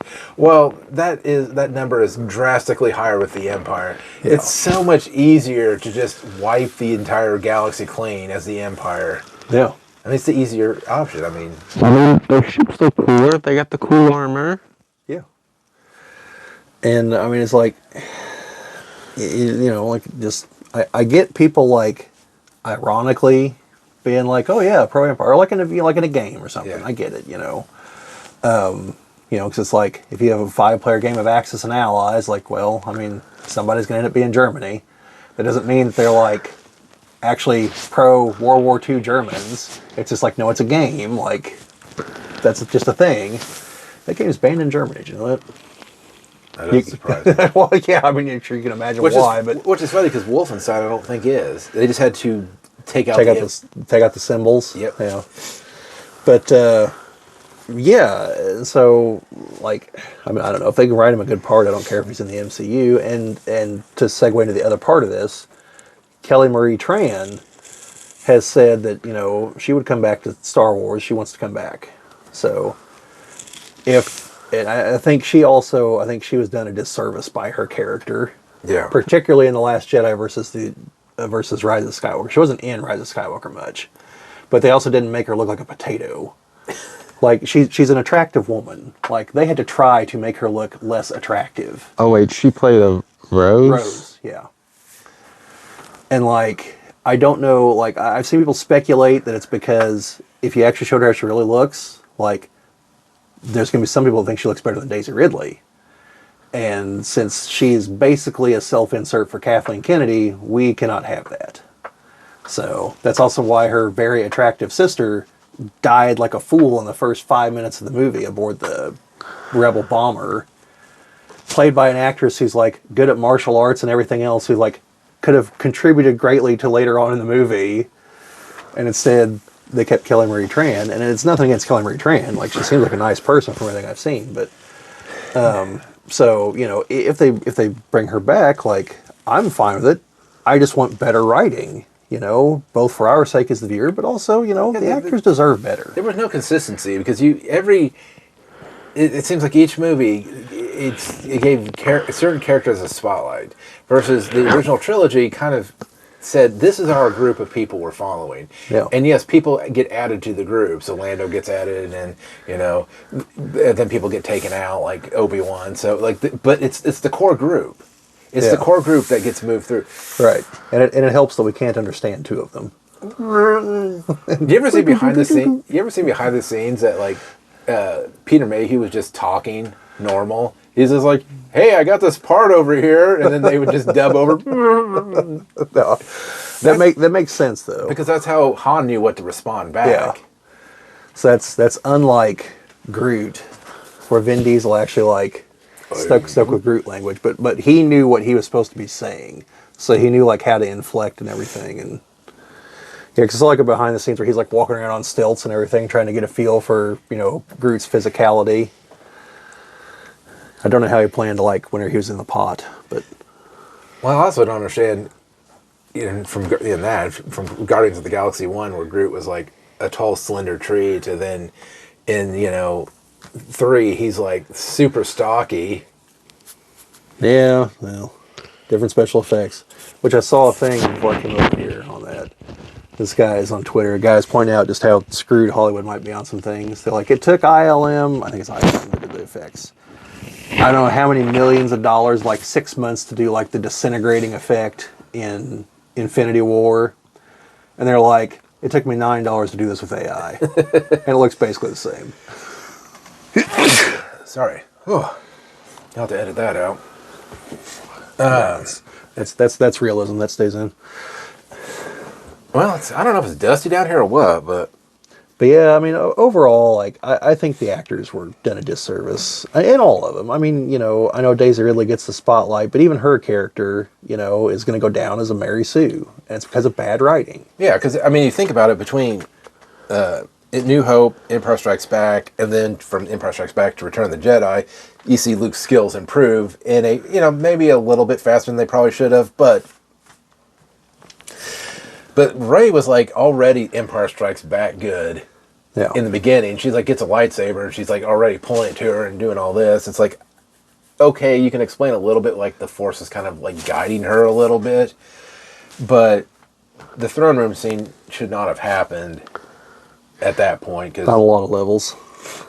because she hadn't even had time. She like literally just barely made it off the one planet, and then they're trying to escape, and now she's able to battle Praetorian guards, who themselves have to be trained to such an extent that like the dropout rate is like huge in that, because people can't do it.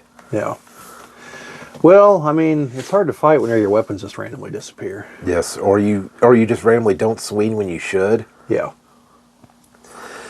One of those scenes that when you watch it the first time and you're like, man, this is awesome. It looks all great. And then you go back and you analyze it and you're like, this is terrible.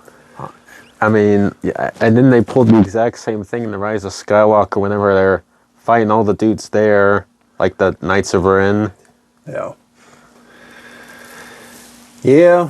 Well, so apparently there's a clip from the Mandalorian movie floating around now. I didn't watch it, but Oh boy. Because Star Wars Celebration is going on right now in Japan. So there's a clip from that. Announcement of another movie. It's come out in 2027. What is it? Starfighter. People speculating it's just really a secret sequel to the last Starfighter. No. Ryan Gosling's supposed to be in it. Huh. Yeah, instead of saying "yeah, I drive," he's going to say "yeah, I fly." I guess. He's a good actor. I'm fine with it. I mean, he is a good actor. So, no, I'm just like, it's got some X-Wings on the poster, and so I'm assuming it's during the heyday of the Rebellion, but I could be wrong. I'm kind of hoping it's not. I'm kind of hoping it is, because the comments were like, so basically we're going to make Top Gun in Star Wars, and one guy's like, well, it's only fitting, because if you saw the second Top Gun movie, it's literally the Death Star trench run in Top Gun, so now the circle will be complete. We'll just need Maverick. Because we can't have Iceman. He's gone. Rest in peace, Val. Well, I mean, it could. Well, I mean, if the title's just Starfighter, what if it's like Driver in space?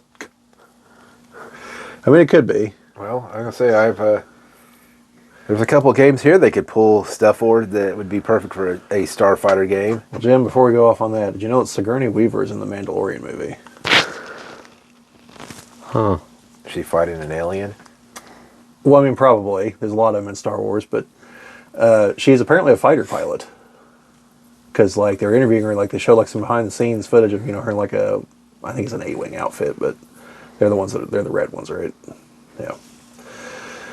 But, yeah, I don't know. The interview, a lot of people, like, you could tell this is a total paycheck move. Because she, like, only half understood half the questions, and, like, she was definitely not committed to it.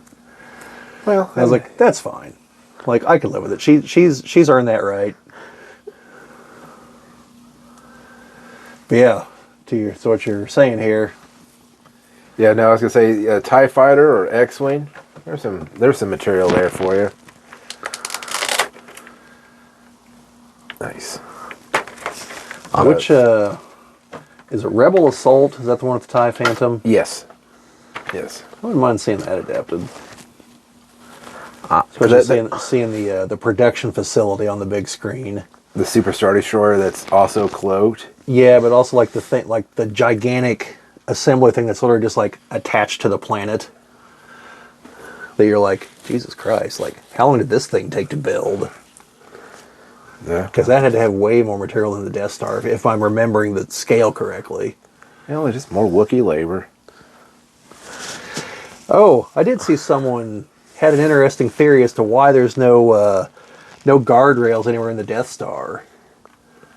Remember, it was designed by the Trandoshans, not the Trandoshans, Geonosians. Yeah. They can fly. So the Empire just like never bothered to update the design to like, oh right, humans. Oh well, survival of the fittest, I guess. Well, That's like that shield generator array thing that Obi-Wan had to like. I'm like, who the hell designed that? I mean, this is like, well, it's like me. You just sneeze and you're like, well, that should this all turned out well for the Geonosians. I just wonder if there's just like a pile of bodies at the bottom of one of those that are like, well, what happened to Jim? I don't know. He was behind me just a second ago. I thought I heard a Wilhelm scream, but. Ah, the Wilhelm scream. I mean, yeah, May the 4th is going to be coming up here pretty soon. Yeah. That it is. That it is. Jimmy gonna come with us to go watch Revenge of the Sith? I don't know. I'll have to see. All right. Do we got anything else? Let's see, talked about Daredevil, talked about Andor coming up.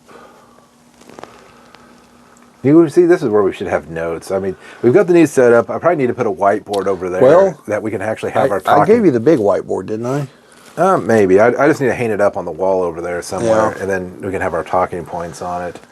Yeah. Well, okay. There's one thing to talk about briefly here real quick.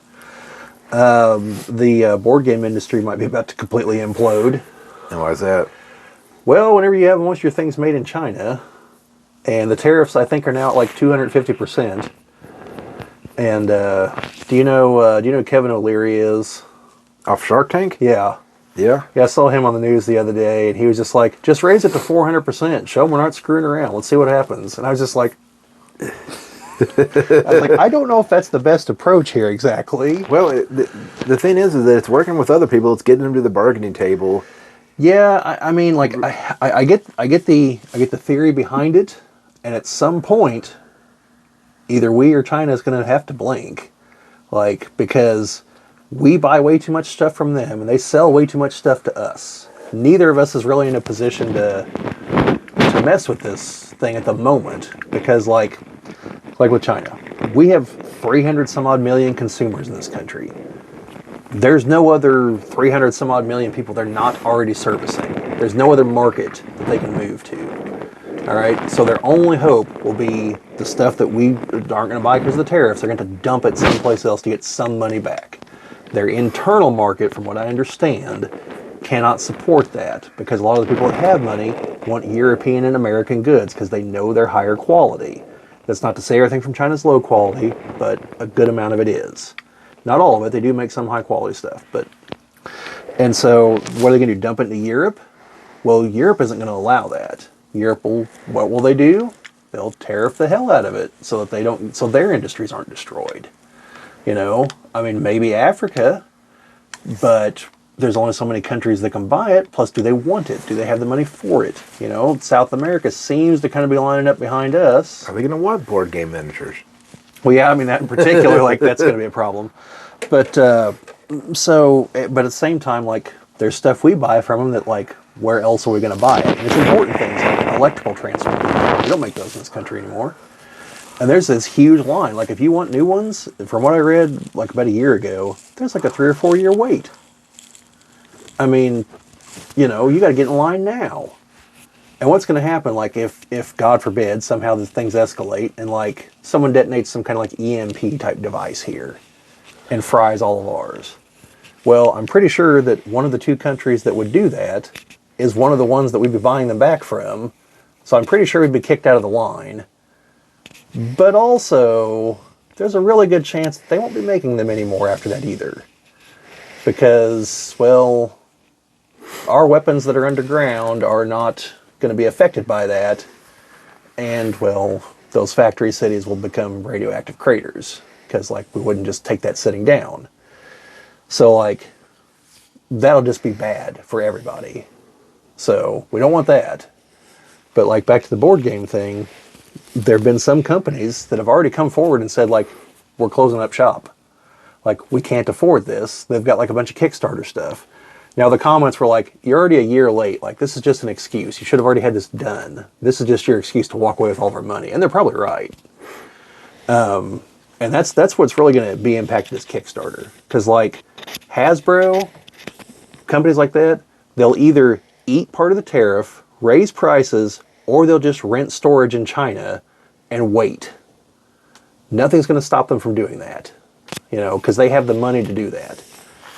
And because, like I saw the other day, people bought these Sentinel figures on pre-order, and they were like $175, and people were buying like 5, 10 of them, you know, because they're not going to be charged until they deliver them. They're like, I've got a year to get this money. And now they're like, oh shit, like, what happens if I have to pay like a 250% tariff on this? Like, yeah, it won't be 250% on the end price because Hasbro made them to order. So it's going to be 250% on the manufacturing cost. Unless Hasbro does what Hasbro typically does and tries to screw its customers, in which case it's going to be, well, yeah, you know, costs, overhead, whatever. Yeah. So, but there's another company, and I wish I could think of who it was. They make their games here in the U.S. And they're like, well, maybe this is going to spark a conversation that's a long time coming, like, do we actually need all of these board games? Like, because from where we sit, these games are being sold purely because people want the pieces. They don't play the game. And if that's the case, well, then just buy the miniatures. Like, you don't need the game, and then they can deal with all that crap over there. He's like, these games are terrible. You know, like they're being sold on Kickstarter based on the extra stuff you get. No, they play the game 2 times, and that's it. He's like, meanwhile, we can produce our games here. They just use cardboard and paper, and we can source it all locally. He's like, so we saw this problem coming a mile away. And so that's why we didn't go into it. And so you've got that. I mean, there's some parts I don't think anyone locally makes dice in the US. I think you're pretty much stuck with China at the moment. But it's a very minor cost, all things considered. Unless all you sell is dice, in which case, well, then obviously your prices are going to jump kind of high if everything stays in place. $20 per dice. Yeah, well, wouldn't be the first time. Start making them out of bone again. Yeah, there we go. But so yeah, it's if things aren't resolved, it's going to have an impact. Because I found out some interesting things about the tariffs. You know that you basically have like, I think it's like a week or two once things hit the shore to pay those tariffs. Because if you don't, they just destroy the items. They just don't ever make it out of customs. So there's not like, you don't get delivered, then like you pay an invoice at some later point. Like, no, you pay up before you get them. And these people that are like say you had, Kickstarter stuff, those are already on a pretty thin margin. If all of a sudden you're having to pay 250% on some aspect of that, these people don't have that money. And they won't have it a week after it gets to shore either. And so, yeah, I mean, it's going to be bad. Like Catalyst that makes Battletech, they've already had a statement about it that they are going to have to raise some prices, but they're going to raise the prices a little bit across everything instead of a whole lot just based on the stuff from China, which I think is a better strategy. Dwarven Forge has already said that a couple of their Kickstarters that they're basically going to eat the cost because they know that people can't do that and they've got the money to do it. But going forward, obviously, they're going to figure something else out. So companies are making statements. We just got to see what actually happens. And I feel really bad for any company that like gets hit with this and like tomorrow they're like, oh, we've made an agreement. And they're like, but we're not going to do anything retroactively. So, sucks to be you. Like that's the company that's going to get screwed. And that's why I think people like the bigger companies, I think they're just going to keep the stuff in China. Yeah. So. Well, that just makes me wonder what it would take to actually do some of the development stuff here for that. Well, a lot of them have been saying that the biggest problem is that we basically don't do plastic manufacturing here. So even if you did, like Hasbro could afford to build a plant here, okay? Lego could afford to build a plant here. But like, what about all the other just like random companies that make like one thing a year that has plastic miniatures in it? Like, who are they going to go to? I'm saying, well, you have somebody open up that does plastic injection molding, where they can tool the molds and everything. Well, that's what some people have tried to recommend, that maybe several companies need to go in together and make facilities here in the U.S. so that they can keep people employed, because that's going to be part of the problem. Is like, say you've only got enough business to make stuff 6 months out of the year. Well, you're not going to keep those employees, and you're going to train new people. Like you've got to keep it going. Well, because like one thing that I've seen that they've, I don't know if it's done in the U.S. or not, but PCB way, making PCB boards for electronics, where you can submit your designs and they'll build the boards for you and do all the processes. They have all of the equipment so that you don't have to go to some other company to do it. Like that's all they do is build PCB boards. Like I've seen a few projects out there where they'll build like computer components, like for vintage computers, to get them like, to get like retro sound cards that you can't buy anymore new, so that you can use them on your old computers or whatever. And why they just don't do something like that? That if China's able to do these, injection molding processes and build these molds and figures and stuff like that, why couldn't somewhere here do it in a cost-effective way that, obviously it's always going to cost more, but you save money. The cost would balance itself out at some point, because you would be like, I'm not having to pay shipping times. I don't have to wait for these crazy ass lead times, and everything's done here. Yeah, I pay where I would pay maybe 20 cents a figure in China. I pay in 40 or 50 cents a figure here, or maybe even more. But but then when it comes to shipping and all of that stuff, and then any additional orders, everything would balance itself out. I get the impression that shipping is actually really cheap because you've seen those ships. Yeah. Like there's thousands of containers on them. Well, and I get that. I mean, I always wonder how I can get free shipping on something from China, but well, that has to do with it's called de minimis, if I remember right.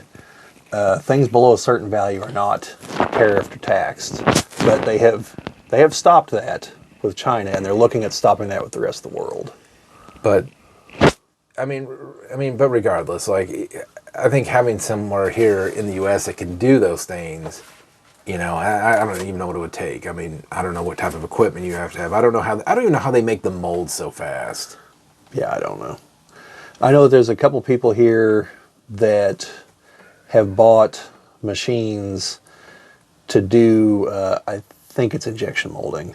The part of their Kickstarter was to get the money to get the machines to do this, and there's been a very steep learning curve, but I think they finally got it figured out. Because obviously 3D printing is a more cost-effective way to build things, but it's a lot more time and intensive thing to do. Yeah.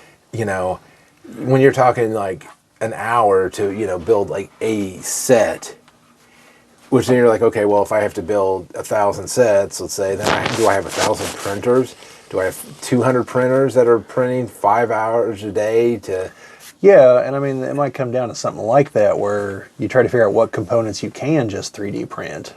And you have a company that literally it's just like a warehouse of 3D printers. Like I heard someone speculate a long time ago that 3D printers, that what we'll eventually see is cargo ships that literally just go somewhere, load up on all the crap that goes into the 3D printers, and then as it sails across the ocean, printing the whole way, then you get to the end destination, you just start unloading the product.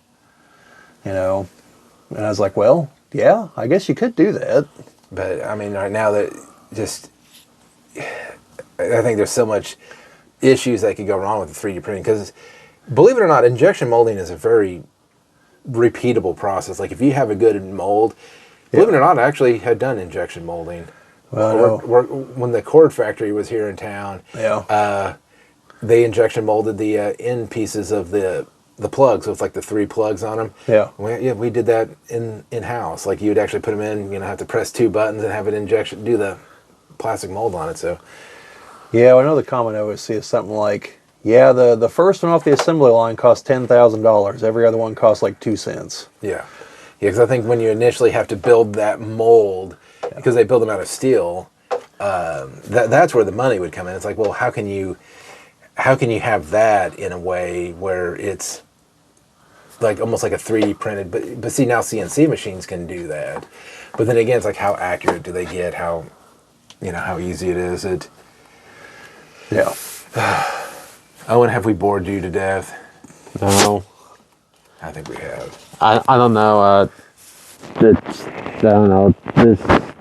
I hope this all just blows over and everything can get back to normal. Well, don't get me wrong. Like, I get it, and for those that are not in the U.S., that are watching us, it's hard to understand, looking from the outside in, because you're like, well, it just looks like we're trying to be greedy with stuff. But the whole point is that the U.S. has not done these types of tariffs, on things that are going out, or they haven't as much enforced it, and everyone seems to think that we're trying to hurt everyone else, but it's like we're trying to make it fair for us. Well, I guess the main issue I have is I just want a clear answer as to what the actual goal is. And I think that would be good too. I mean, I think being fair is I mean, if that's the goal, fine. But it's like, but I've heard it's to bring back manufacturing. I've heard it's retaliatory. I've heard it's this and like 3 other things. Like, well, if we know exactly what it is, then we can actually judge success. Yeah. And we can see, like, we'll know, like, is this working or not? Well, and some things show that. I mean, like the stock market surge. I think some people got really, really up in arms about, oh, we had a 1,000, 2,000 point drop in the stock market or whatever. But then when you look at the expanded graph, you realize it went went down, then it went up, and then we went down just a little bit, and now it's shooting back up again. Well, what I'm about to say is in no way, shape, or form financial advice. I want to be crystal clear on that. But people need to understand there's a very simple concept that some people just really don't understand. Because I saw people like, oh, I lost all kinds of money. And everyone's like, did you sell anything? And some of them said yes. And like, who told you to do that? Like, why did you do that? But others, were like, well, no. And like, well, then you haven't lost anything. You don't lose money until you sell. Because up to that point, you still own the thing. Yeah. And the price can go up or down. You lose value because... Yeah, you lose value. Because don't get me wrong, right now I've got, I don't remember how much money I had invested, but my stocks were up to, what I have in stocks was like up to like $4,200. And it dipped down to $3,200. Like I had, it was close to me losing, my value going down about $1,000. And now it's went back up another $500. So yes, it was don't get me wrong, it's a scary swing at the very beginning. Yeah, it is. But like, it's a thing because I sell stuff online. I don't lose money because if I'm not going to make a profit, I don't sell it. Yeah. Because I have the capacity to just hang on to it. Yeah. And maybe at some point I might be forced to sell it at a loss. But like, until you actually sell something, you have not lost money. You've lost value, but you haven't lost money. And I mean, if I was in a better spot financially, I would have bought some up at that time when it dropped. Well, yeah. If I were giving financial advice, which I'm absolutely not. Yeah, we're not. But if I were, yeah, buy the dip. I mean, and I should have. I mean, in long-term trends, the market only goes one way. So, yeah. But again, that's not financial advice. Do not follow that. I'm not responsible if you lose your ass. Because yeah. So yeah, it's not medical or legal advice either, just in case that somehow matters.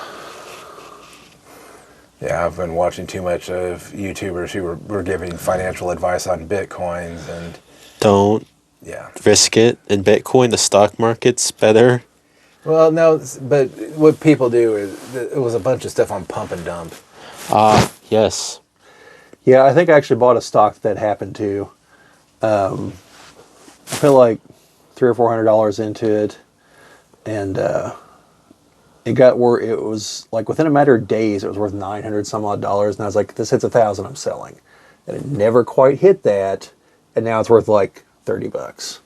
So, but I haven't sold it, so I haven't lost that money yet.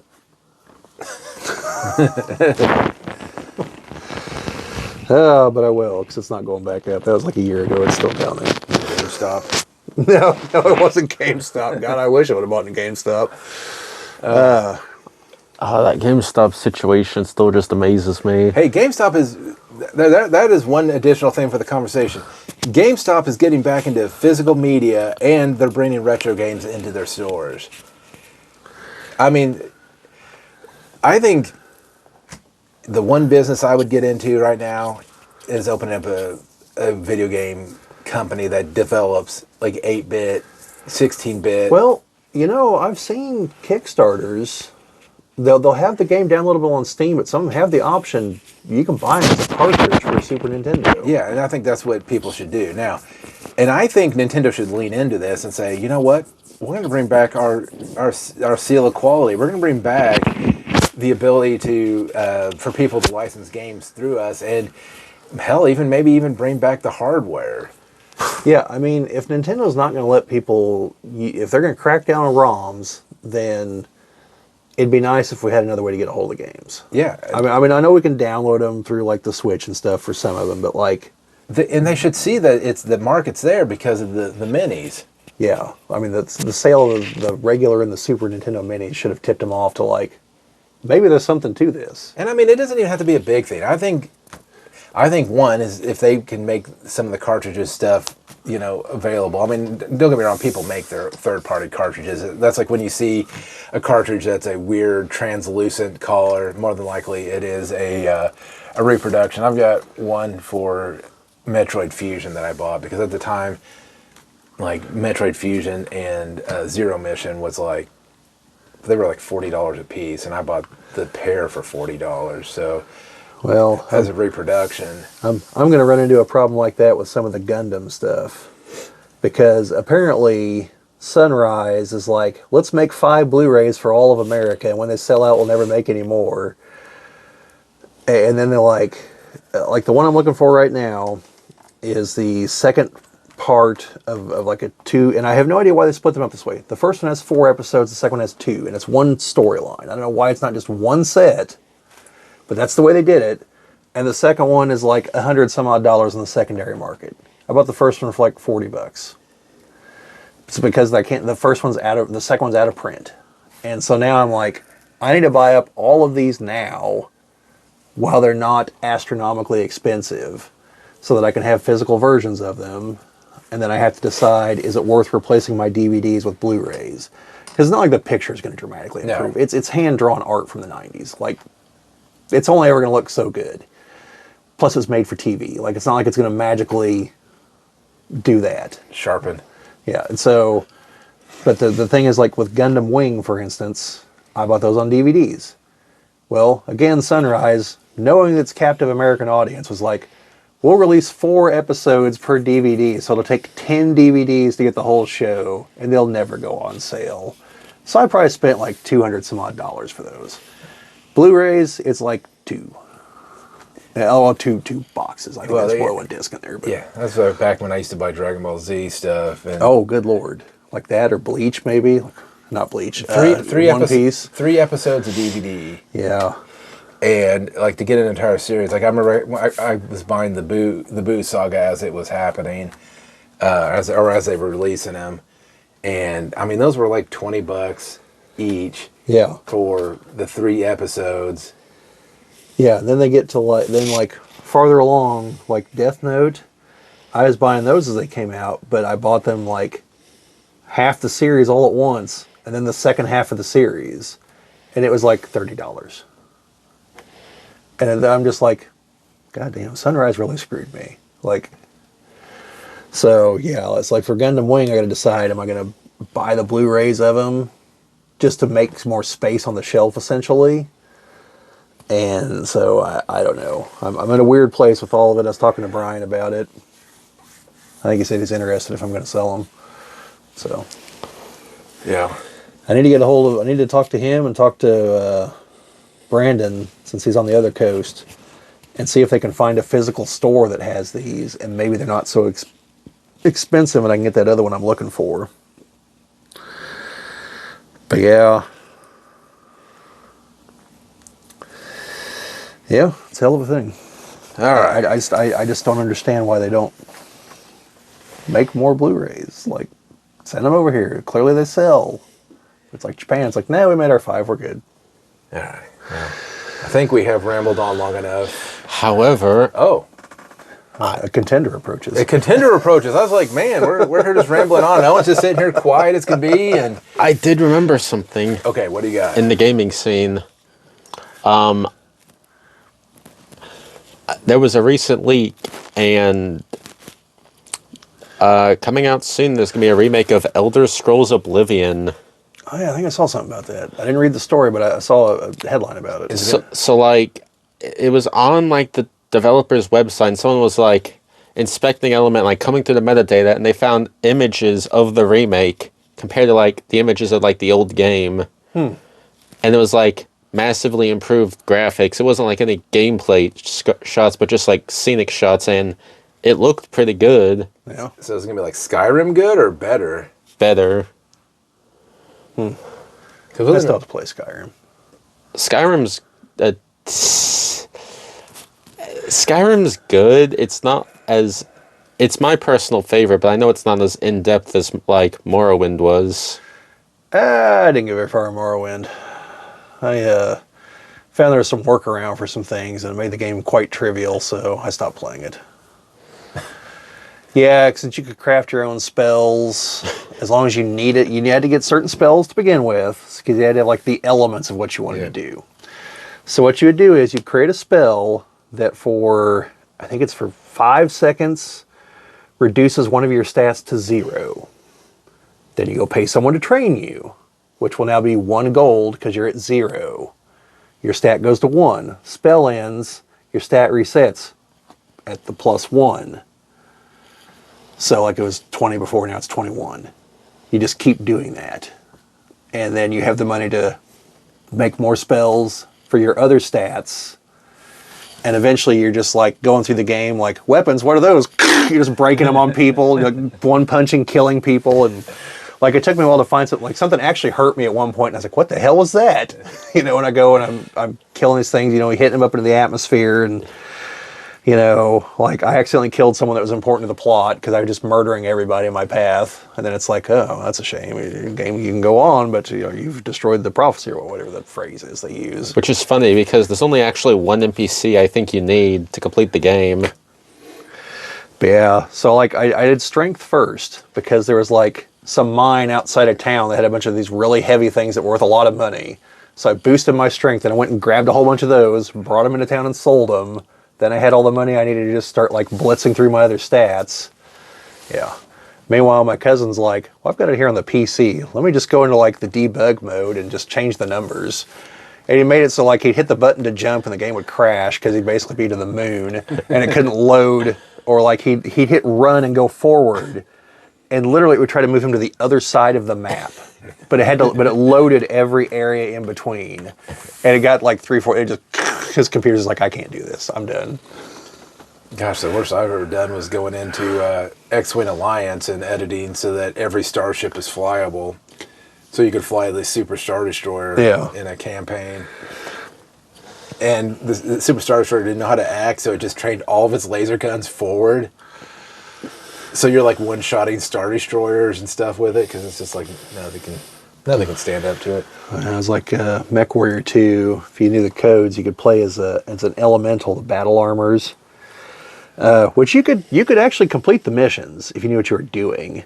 They just took forever because elementals have literally like 2 short-range missiles and a laser cannon, which is like a small laser, versus 100-ton battle mech. Like you basically had to climb on the back and like start shooting the head. Or there was the code to just drop a nuclear bomb on the battlefield, which if you were fast enough, if I recall correctly, you could escape the blast radius once you hit it, because it dropped in proportion to where you were. You didn't target. It was like you hit the code, it's going to hit like 10 feet in front of you. And you had to, you had to book it to get out of there before it destroyed everything. I think you could make it out. Now, Owen, have you played the other two Elder Scrolls, Daggerfall and Arena? I have them because they're free on Steam, which is funny because Elder Scrolls 6 is apparently going back to High Rock, which is where Daggerfall takes place. If that game ever comes out. Kind of like GTA 6. Well, no, GTA 6 is coming out, but it's going to be like, what, $100? I don't know. I mean, considering 5 is still making them all kinds of money, like, $100 is probably justified. Or not. I mean, they just be like, well, it doesn't matter. We can sell it for $20, and when we sell, a billion copies. Yeah, plus constant stream of DLC. Man, I don't even... I fear for the developers who released their game on the same week as GTA 6. Yeah. There's a topic we need to do some reviews on, is like movies that were good but were just released at the worst time. Like I can think of one off the top of my head. You ever seen Near Dark by any chance? It's a vampire movie. Has like half the cast of Aliens in it. It's made by Catherine Bigelow. It's a great movie. Just so happened to come out the same year as The Lost Boys, though, and well, there could be only one, and The Lost Boys was like the far more dominant movie. I think they actually came out almost around the same time. I think that was part of the problem. I mean, well, yeah, that's what's... I mean, yeah, still happens nowadays with movies. Like the Minecraft movies blowing everything else out of the box office. Well, I think right now anything that does good in the box office is just a rarity these days. I don't think people are going to the movies as much. Well, I saw a thing the other day where Hollywood is at least claiming, like, we don't know what the problem is. Like, we're making original stuff. It's what you people asked for. And still no one's going to the theaters. And everyone's like, because you pissed us all off. Like, it's gonna take a while. Yeah. Waiting for the Renaissance to come again. Yeah. So. Or like, had Deep Impact and Armageddon came out in the same year. We had like the Thinking Man's Asteroid movie. Then we had like the Bruce Willis Aerosmith Asteroid movie. Which I think Armageddon did better. Yeah, yes, it did a lot better. But it's just a matter of like, I don't think two movies could be so different, but about the same thing. Yeah. Or like, actually, it's a really good one. Do you know the movie My Blue Heaven? No. Okay. Oh, and I'm guessing you don't either, right? No. Okay. It's got Steve Martin. He's a former mob guy, has to go into witness protection, and like he's kind of chafing at that. And I think Martin Short's in it as like his like handler. No, not Martin Short. Who played Louis Tully? I can't think of his name. In Ghostbusters. He's like kind of quit acting for a while. Rick Moranis. Yeah, I think he's the one in it. So, this is based on a true story. Do you know what other movie based on this same true story came out the same year? Goodfellas. Same guy. It's Ray Liotta's character from Goodfellas. Yeah, like one's like this gritty crime movie, the other's a comedy, and they're about the same guy. The Goodfellas is based on the book the guy wrote. My Blue Heaven's based on the book his wife wrote about everything. Came out the same year, almost the same weekend, if I remember right. Like, I saw a thing about that the other day, and I was just like, wow. Well, I've heard of one of those. Yeah, Goodfellas, I'm assuming. Yeah. Yeah, that's a definite topic we could talk about sometime. Yeah, definitely need to come up with some of those and see what we got. But anyways, I said I think we're at time at the moment. Yeah, we've been going for a while now, so. So we're going to wrap this up because I'm going to try to get some additional recordings in so that we can get you guys some additional content, something that's a little bit more bite-sized than this. But, hey, this always makes good clips and everything else. So. Yeah. And if you happen to be still, listening in, we appreciate that, and, make sure you do all the normal YouTube-y things, the likes, the comments, the sharing, the subscribing. Yes, sharing and commenting are what help us the most. I mean, aside from subscribing, obviously, if you're not already subscribed. But sharing and commenting, that gets it out there. The algorithm seems to like the comments. So... Yes, and I still like the comments on my Game Boy Micro videos. So. Hey, yeah, I mean, I'm still getting comments on that Battletech video I told you about the other day. Oh, I actually looked, like, our top 5 videos for, last month. One of them was that Battletech video where I'm sitting in my car talking about the lore from... where the one guy's like, here he is dropping, 700 years of lore sitting in his car. Yeah, that one was number 5. So, that's awesome. Hey, you know what? I find myself watching people's videos that are a year old. Hey, whenever you come in to watch it, we're always appreciative of it. Yeah, I just wish I had a better grasp of, like, what they're finding attractive about it. So I know better what to focus on. It wouldn't so much shift what we're talking about, but like maybe, I don't know if it's the presentation, I don't know if it's the topic, because like again, The Arrival. It's got like 120 some odd views when I checked before you showed up here. That's from like 2 or 3 days ago. This is talking about a movie with Charlie Sheen in it. Like, meanwhile the Daredevil 7 and 8 episode, 3 views. The best thing going on Disney Plus right now, no one wants to talk about it. Well, and I think some of that is because there's probably a lot of YouTube content on it versus... Well, Brad suspected that about Battletech stuff because, like, it's popular, but, like, there's not a lot of people talking about it. So it could be big fish in a little pond kind of scenario. And he was probably right. So, all right. Well, I think that's going to end this meeting of the Geek Cabal because, as I said, I want to try to get some other stuff recorded here. Yeah. So... Anyways, thank you for watching, and we'll see you in the next one. See you folks later. See you. Later.